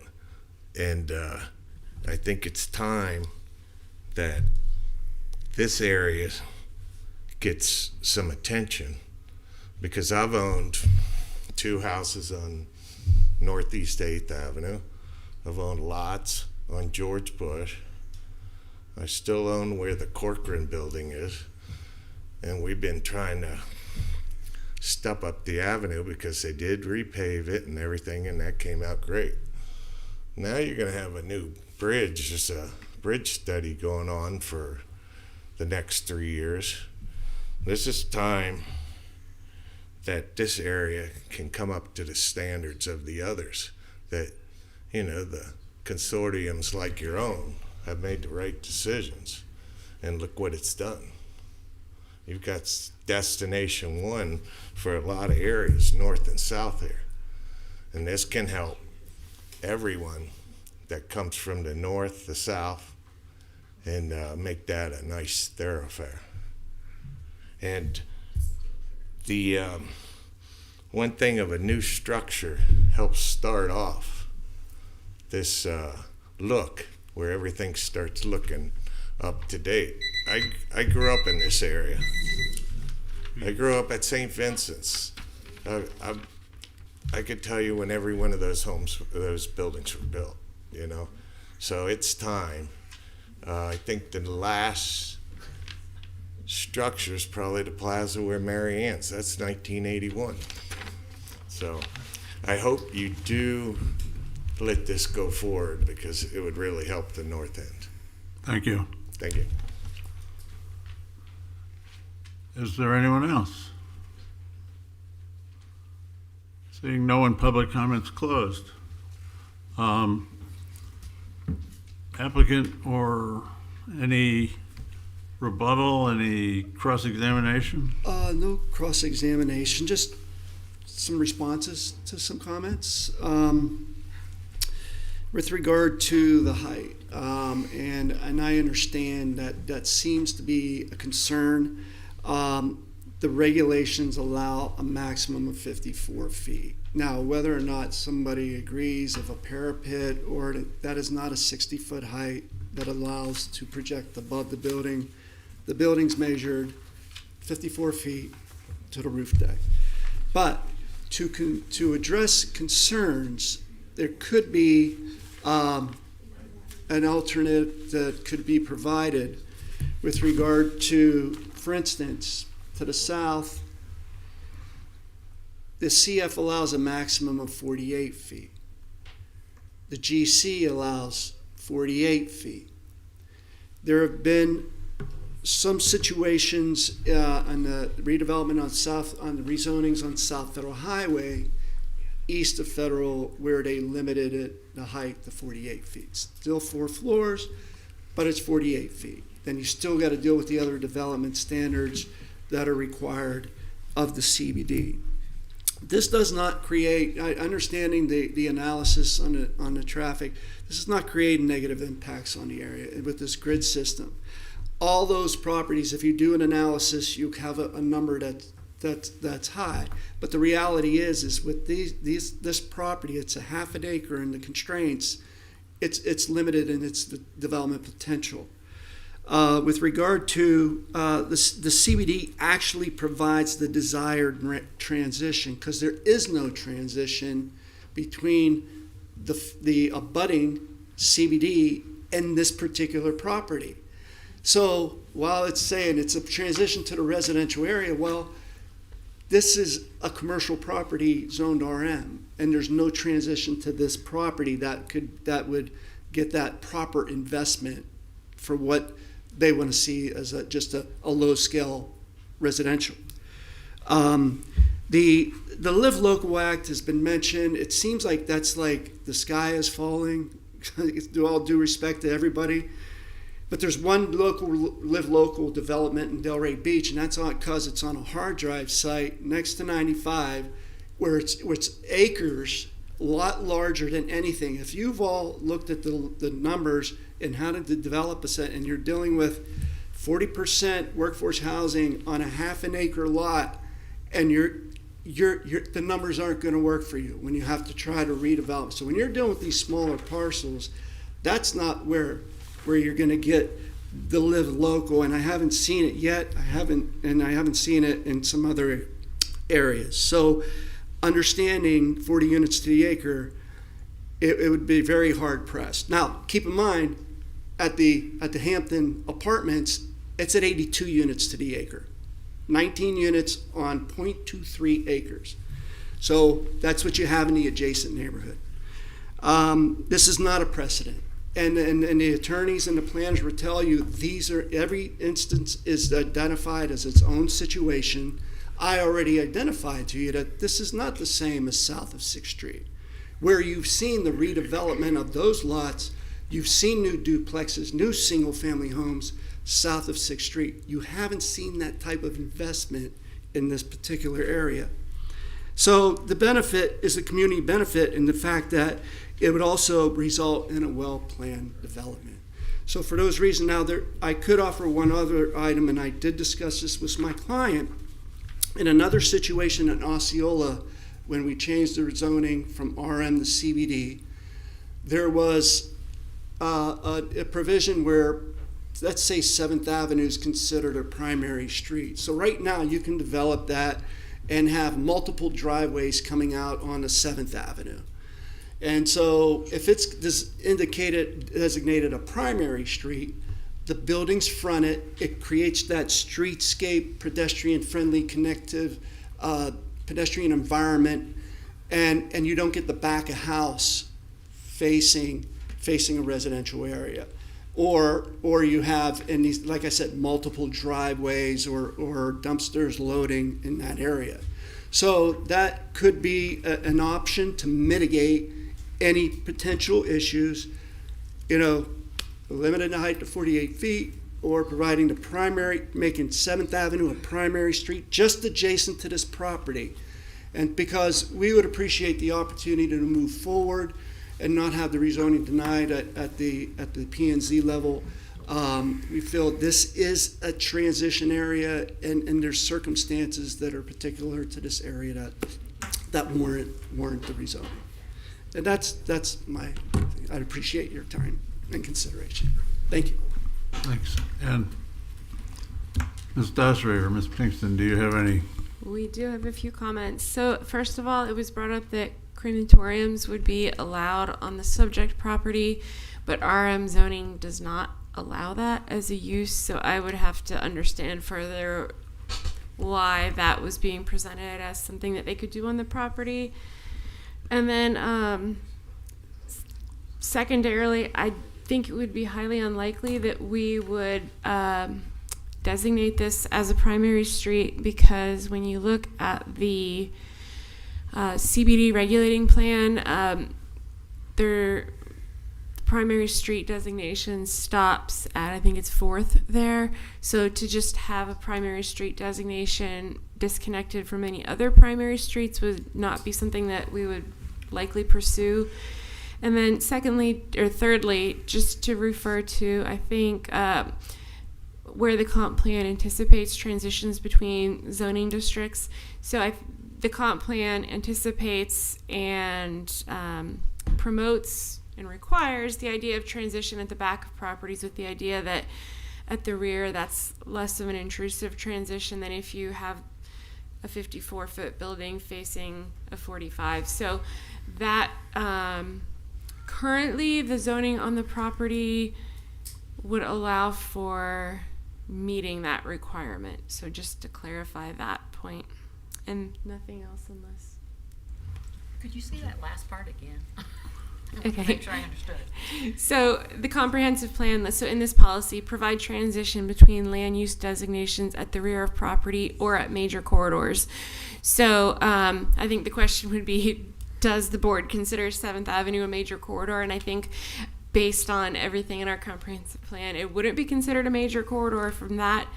But then the transition between different land uses is anticipated to take place at the rear of the property. So as you can see here, the subject property has a transition where the rear of the development would be facing CBD. So back of house on CBD facing back of house on the residential. And so that's where the comp plan anticipates, rather than across streets with the different heights facing each other. Okay. Mr. Costello, you have Just something? wanted to clarify. So the Lauren and Sons Funeral Home is zoned Central Business District. So Yeah. that particular property, they could process through the city a crematorium because it's zoned CBD. So that's the whole point of this proposal, is that Lauren and Sons own the property where the existing funeral home and parking is here. That's zoned CBD. This is their parking lot that they've owned that is zoned RM. Right. They could go, it doesn't relate to the RM, the crematorium relates to the CBD. So it's allowed, they could process that. So that would have to go through the appropriate process if that's their desire. But I just wanted to clarify that it's not the RM for it's the CBD that is currently zoned that could allow that use. Okay. So That's the perfect. particular And then- parcel we're talking about does not allow it? Not currently. But there- Unless it's rezoned to that. No, that What if it was rezoned CBD tonight? They could build a crematorium then. the crematorium would most likely go in the existing funeral home. No, I'm saying they could put it where the parking lot is if they wanted to. Sure. That would have to go If through. we rezoned it. Sure. Yeah. Right, okay, that's all. It's an allowable use. Right. So if you deny it, I highly unlike you would see a standalone crematorium. I know, that But just, but you know, I mean, let's be realistic. The sky's not falling. So and then with regard to the transition, we're talking about a 200-foot section between commercial properties. That's all. Thank you. Great. Thanks. One more comment, because Chair. No, no more public comment. Okay. I mean, I'm sorry, but No. public comment's All right. closed. Sorry. Okay. Just know that the commission closed Northeast 7th to protect the residents and the neighborhood. And so it would not be a major primary street. Yeah, okay. All right. To the board? To the board. Mr. Katz. I'll start. First of all, I just want to address one comment, the residents, that, we didn't take the time. I will tell you, I received 2 memos, Mr. Inadu. I read it all. Gave him actually probably more time because it was more extensive than the 5 minutes I had on a phone call with Mr. Costello. And if you called me, I'd answer just like Mr. Costello answered. So, where I think any of us are willing to meet with. Matter of fact, we had another project where opposing side, not the applicant, wanted to meet. We met with them as well. So I think we're all open to hearing and reading what the residents have to say just as much as the developers have to say. So I didn't quite understand where that was kind of coming from. Especially this meeting with only really one major item. We had lots of time to be able to read all of it and do some research on it. My concern is this CBD, and I feel for the Lauren family on this, and I get that what they want to do, leave a legacy for your family is kind of, and this could hinder that legacy. But I do think whenever they bought the land a million years ago, they knew what it was zoned. For me to remove something from, and I've been very vocal of the opposite problem recently of us zoning commercial and doing residential and losing that tax base, right? But medium residential, I think number one, most likely would be rental type units or condos that we probably would still maintain the taxes. But with not just the Live Local Act, but the height and density that people these days, and again, if it's zoned, there's no promise that your kid's family, they're going to keep it in their name. There's a potential, a buyer will come in and say, okay, now that this has the capacity to go to 54 feet and parapet or not parapet, And what I have to think about was recently, we had a project that we had to, not had to approve, but was approved on 4th and Federal.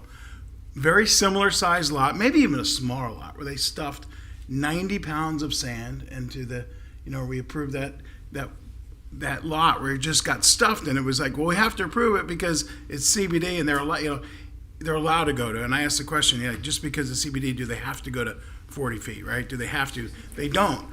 But we know from practice, now we have proof in model that if we allow it, if we allow 48 inches, they want 50 inches. So they're not going to give that up. So at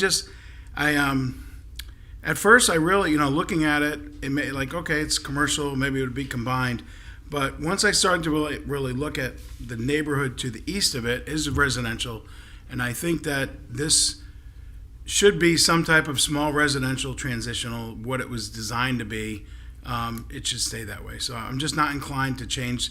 It's not enough there. If it was part of a bigger project, like you brought up one of the findings, it has to be part of a redevelopment plan, that makes sense. It's not. So I just don't see enough here meat to change that zoning. That's it.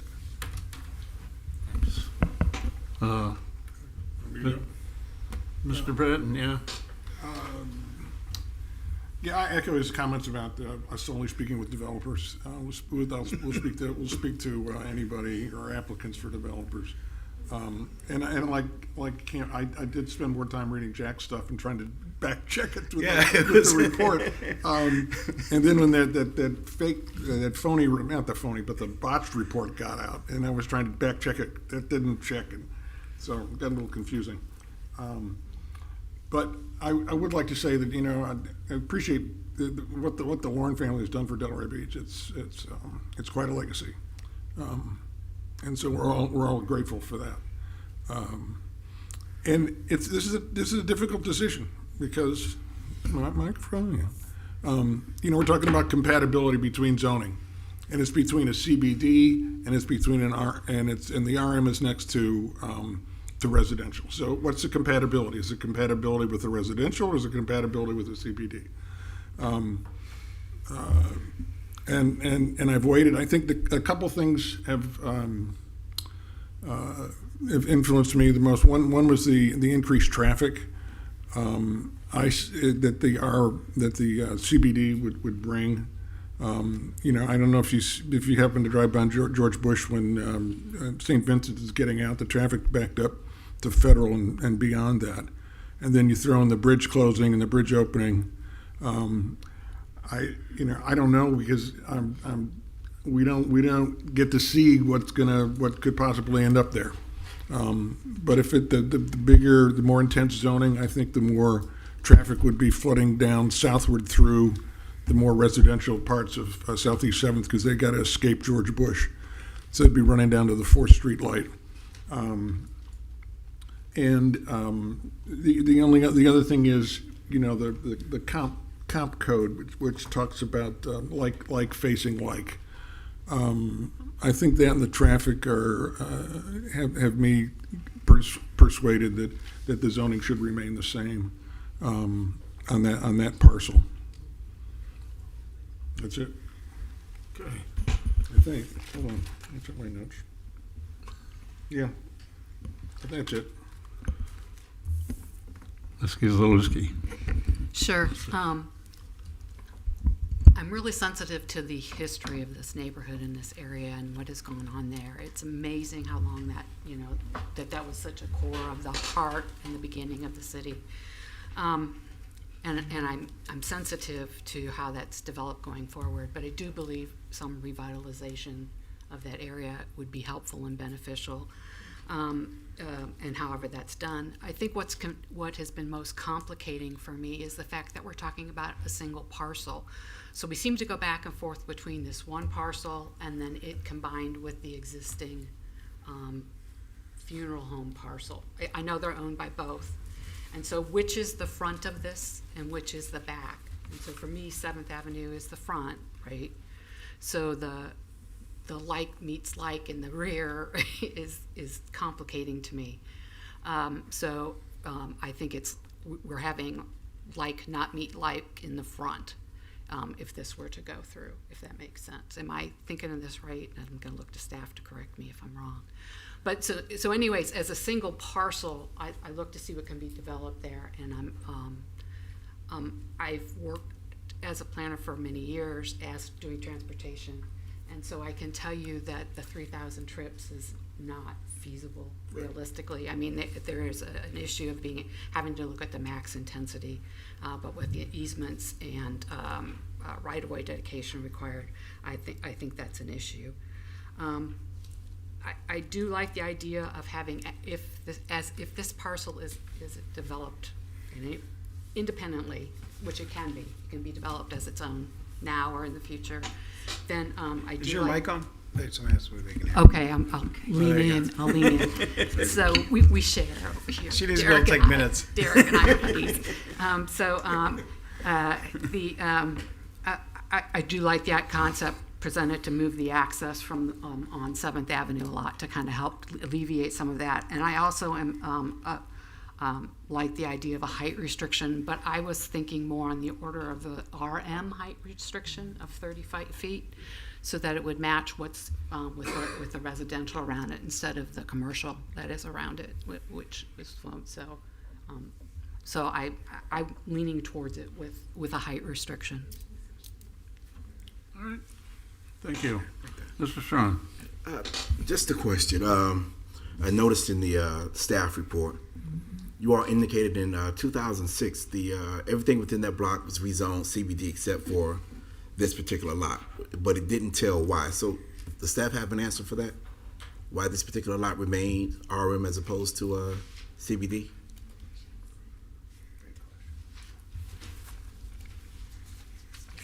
Give me just a second. Sure.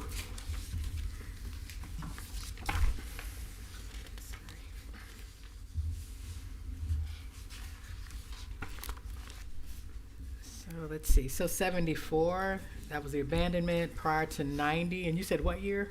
2006. Because it wasn't part of your presentation, but it was in the backup documents here. I believe it was because when CBD was applied, it was only applied to anything zoned GC at the time. And so since this was RM at the time that the other parcels were rezoned to CBD, it was sort of considered almost a like-to-like zoning, except with the added density and design controls.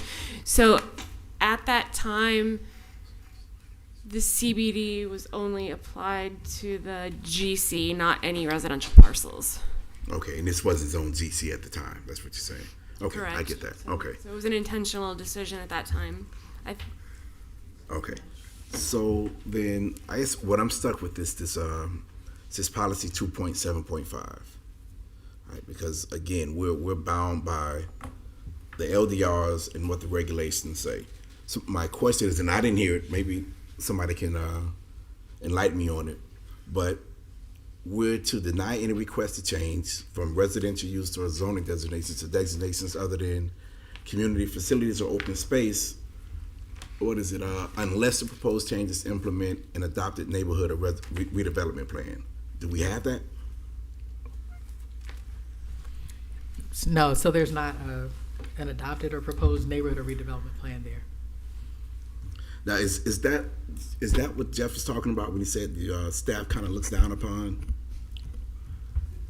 the site plan when you present both at the same time? Well, he's saying that because this is a rezoning and land use map amendment, there should not be a site plan submitted. Okay. Because that's just so whatever they're going to actually do will have to come back through, depending on what they're doing, the appropriate process. I can answer some of that too, because with the rezoning, you really should be, and you have been, looking at the most intense use possible, right? So if an applicant comes in and says, I'm going to build something that's only 24 feet tall and it's only going to have this minimal traffic, Gotcha. and then that designation gets changed because the board's relied upon those representations, that does not need to be built or does not have to be built. And if the property is sold, those plans can change. So we don't want the board to see a proposal that is not reflective of what the total zoning change could result in. But that has nothing to do with this 2.7.5 requirement. No. Right. No. So, I mean, the parcel is adjacent to a redevelopment plan area, but not in it. So I think it would be a stretch to try to apply it because it's certainly not in it. But I think we included discussion of the North Federal Plan just because I think it's likely intentional from reading the plan that this wasn't included for a reason. I think it talked a lot about maintaining residential character, and then it talked about in the future considering increasing the depth of commercial parcels, but it didn't actually say for this property. So, yeah. Okay, I got you. Okay. And when we're talking about the maximum use, that's where we get into the whole 3,100 trips daily, right? That's maximum. But Jeff, you were saying that the way that this parcel is situated, that you couldn't reach the maximum. Is that what you were saying? No, and so did our board member. Okay. We're planners, and you cannot get that number of trips. You just can't. So then I like the height requirement. Then. I mean, if we're going to move forward, I like the condition of the height requirement. I don't know if that's feasible for you all, but to me, that seems to kind of keep it consistent, in my opinion. Yeah. Can that be done? Can you Yes, say we would support a change to CBD, but the height can't exceed 35 feet? I think the motion would likely be to adopt a limited height area onto the regulating plan. So, for example, we have that in certain areas of the South Parish District. We even have it along Atlantic Avenue. Right. So anything like that. So I think it would be to Then it would be designate it just zoning. as a limited height area on the regulating plan. I think it would be So- spot zoning then. That's Yeah. If that we was look at like Atlantic Avenue was an entire. Yeah, if we very look at different. section 2.45, which is land use actions, and B, which is change of zoning district designations, subsection 5 is called conditions. So a rezoning may be conditioned in such a way to limit the intensity of development when such a limitation is necessary in order to provide for concurrency or to mitigate against the violation of an adopted level of service standard. So the board found that for concurrency to be met, there needed to be a restriction on the height. I do think that would be a limitation of the intensity of development on this rezoned parcel. Okay. That's what I was thinking. Yeah, in terms of okay. So that's a yes. long way to say yes. Yes. Yeah, that's a long way to say yes. It's a legal way to say yes. Okay. He's Mr. got a good Coe. way of doing that. So when you, Are you done? yeah. Yeah, I think you're up. Listen, I love Delray Beach. I also love I love property owners and property rights, and I also love neighborhoods. So I'm in love with everything in this city. I love northbound Federal Highway. I'm madly in love with George Bush Boulevard. And by the way, I hope the bridge never gets redeveloped. We're fighting to keep it it's designated historic, which seems to have been overlooked a little bit. Right. So that bridge hopefully doesn't turn into something that's long and 3 years in the making and 8 years under construction. But and I mean all these things sincerely. I've got a simple question. Has any other parcel within 1,500 feet of this area been rezoned in the past 10 years?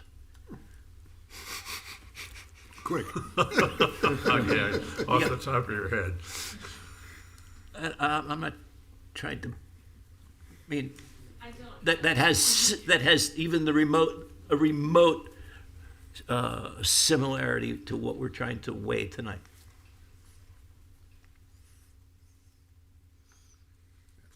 Pretty tough question. But I can't say anything with great certainty. In my recollection, no. So we've heard some compelling, talk about, the development along George Bush Boulevard and how it maybe hasn't progressed up to the speed that maybe other avenues have. I think this whole area is going to explode and rather quickly. But I think the neighborhood is correct in trying to protect their periphery, and a transition is a transition, and like meeting like means that, and our comp plan says that if it doesn't meet these two criteria, if you're not going to convert it to community facilities or open area, a lesser intense use, you've got to ask other questions. And I think all those questions have been asked. And I think the compelling evidence in our staff is stating it is that, there's more reason to deny the request than to support it. I think it would have been very interesting had we seen if you don't want to come in with a site plan, a hypothetical developed site plan, but it could have been kind of interesting to have come in with a 3D modeling comparison of what the existing allows versus what the new might allow. Just a simple 3D modeling, stick frame type of thing. And the height is a major deal. The setbacks are a major deal. And the transition between a basic neighborhood and a major corridor along federal highways would be severely compromised, I think, if this were rezoned. So I appreciate everything else that everybody else has said on the board, and I don't feel any different than you guys do. I believe. Okay. Thank you. But if there were another rezoning situation that occurred recently that we could hang our hat on, maybe that might be an interesting thing to consider. Well, and I would just clarify that stance because each application does stand on its own. Yeah. And even if another parcel had been rezoned, it may have been surrounded by different zoning. It could be a different size. It could have had different uses in place. So even if Ms. Dossery was able to highlight a particular parcel, I would still advise the board, you can listen to that, but it shouldn't be really part of the analysis. Agreed. Okay. Well, I'll say, I'll tell you how I look at this. If you look at that picture up there of the zoning, just because it's easy to use that because it's up there. If you take that CF little section and change it to tan, which it is on the land use map. On the land use map, that CF, that blue CF on the little piece is tan. So that whole section is one continuous medium density land use. And for some reason, one lot got changed from RM to CF. I don't know why, because it's a parking lot for a car dealer. But that parcel we're talking about is not something stuck in to a CBD. It's part of a residential planned area of residential zoning. See, on the land use, it's all the same color. And if you look at that, there's a definite outline that goes around that. So that isn't an odd piece. That it's specifically not included in the North Federal Plan. And having said, so it looks good where it is to me, is what I'm saying. And I have to say, things that we were told we have to consider. Is there a change of circumstance that requires a new land use in a new zone. I don't see any change of circumstance. Is this appropriate for the property? No, it's appropriate, I think, the way it is. But the bottom line is what Mr. Strawn said. Under NDC 2.7.5, you can't rezone it from residential unless it's part of a plan, neighborhood plan, implementation plan. Or I'm getting the words wrong, but it isn't part of any plan. So under NDC 2.7.5, we shouldn't be changing it from residential.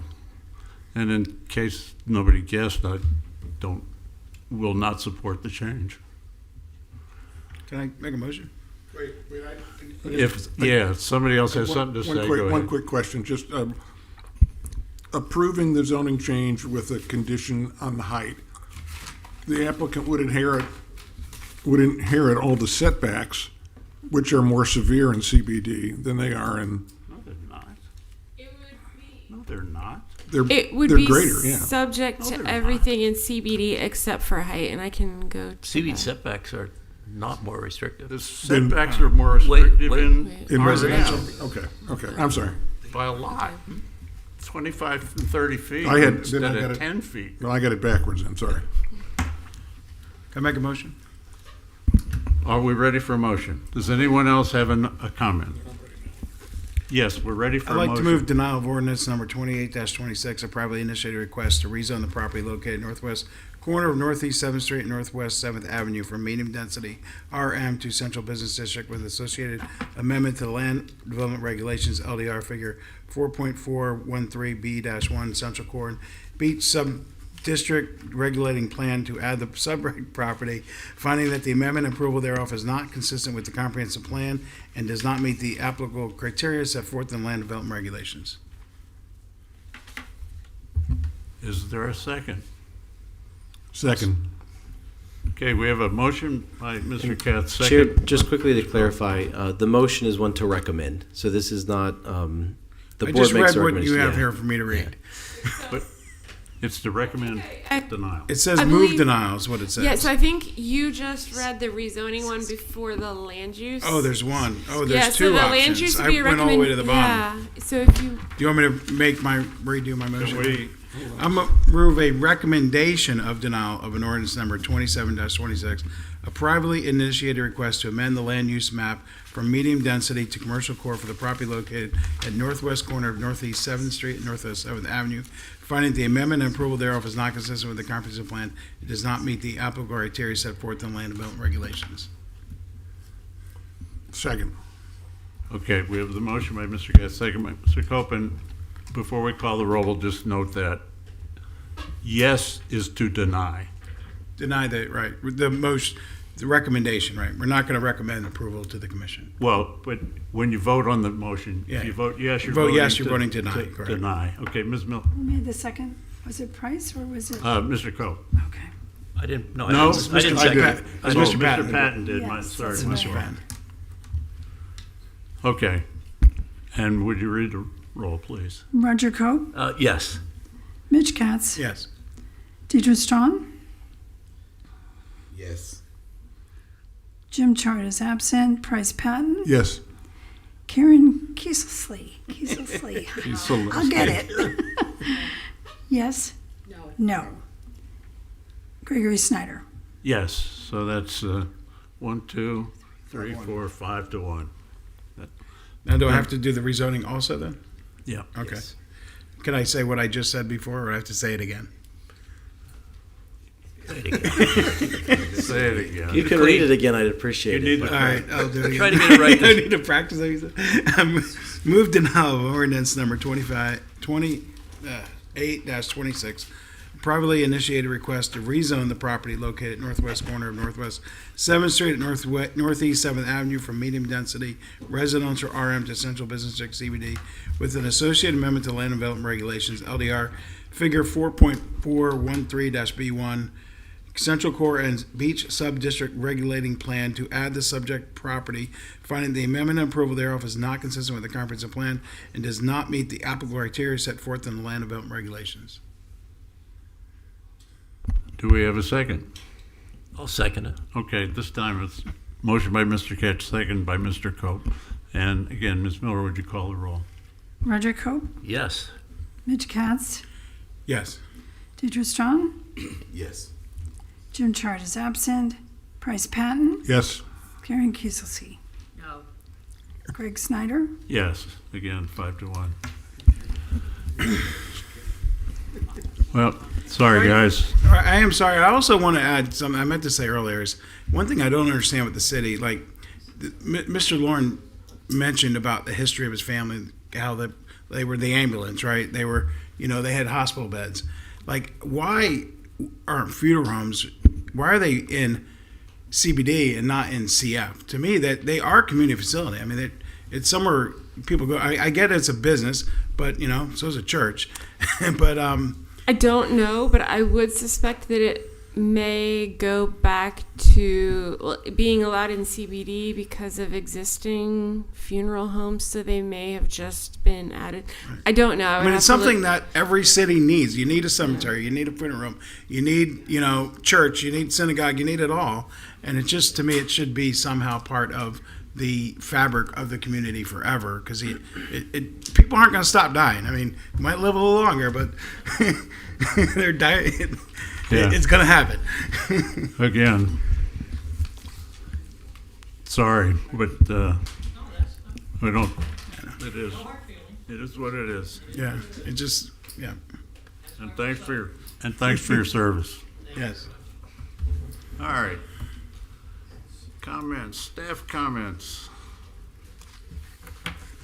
Just the next meeting is May 18th, and the one after that is June 15th. Okay. Board attorney comments. Did Nothing we for behave? me, Chair. Thank you. Yes. Board comments. We'll start at this end. Can you want to pass Have anything? Can't think of anything right now. For the board. None for me. Mr. Kieselowski. No. Mr. Pat. I had a quick one, and I asked this back in September and totally forgot about it. The amount of money in the tree fund. Yes, there is currently $77,000 in the tree fund. I don't know if anything is committed to other projects yet, but that was the balance as of today. 77,000. Thank you very much. That's a good number. Everyone that pass it along. Give it comments. I do. So after the last meeting, we voted on, we voted twice actually, on an item for the 24-hour emergency room. Yes. And I changed my vote to yes, because my colleagues, we were given a letter that day from the chief that insinuated the chief said this was a good thing, and matter of fact, comments from my colleagues were, we can't go against what the chief says, things like that, that he was very much in favor of it. I was forwarded an email from the mayor, so if I have something, I think everybody else on the board should have it, so I asked that it be sent to you. The attorney said she'd prefer me to print it out and hand it to you, so you get it the same way, but anyway, rather than email. But basically, Mr. Martin it's the second page, the third and fourth pages is the letter that we got that night. Right. So there's no change there. But basically, the email clearly, I want to read the third paragraph, which is the email clearly answers the questions of the impacts, but it says that the services to any answer questions concerning the operations of the facility. Basically, he's saying that his letter to us, at least to me, was interpreted that he was endorsing the project. Oh, okay. And to me, what he's clarifying is he's not endorsing it. He's just saying operational, they'll make it work for them. So my only question is, to the board is, if the board is inclined to reconsider and rehear this with having the chief be able to answer our questions, I'd like to hear this again. If the board is not inclined to reconsider, I'm okay with that as well. But I felt that the board should have that option to reconsider, knowing that more information than we knew that night. Because we kind of got thrown that letter at the last minute without even knowing about it. It was on our desk. And right. I spoke to the chief before, and he said basically what's in the letter. And we had Deputy Chief Franco talk to us. And I did not get it as an endorsement. I got it as this is what it means to us. Right. It's a set of facts, as it says here. I mean, I'm open. If the board wants to reconsider it, I'm open to that, but I didn't take it the way you took it. Yeah, I'm not I agree with you. I didn't see it as an endorsement either. I just looked at it for the factual statements that were made in it. I didn't think it was an endorsement at all. Then that's it. That's all I have. Okay. And I will not be here. June 15th, you said this is a meeting? Yes. I will not be here. Okay. Oh, I'll be flying home from Europe. okay. All right. And I have one in. nothing. And at this point, meeting's adjourned. But May 18th, June 15th. Hey, thanks for coming in. Hey, I just wanted to clarify too. Only one person said they read the letter, so I would Well, it's not really a back and forth thing when people ask. No, So. so I just wanted to say thank you again.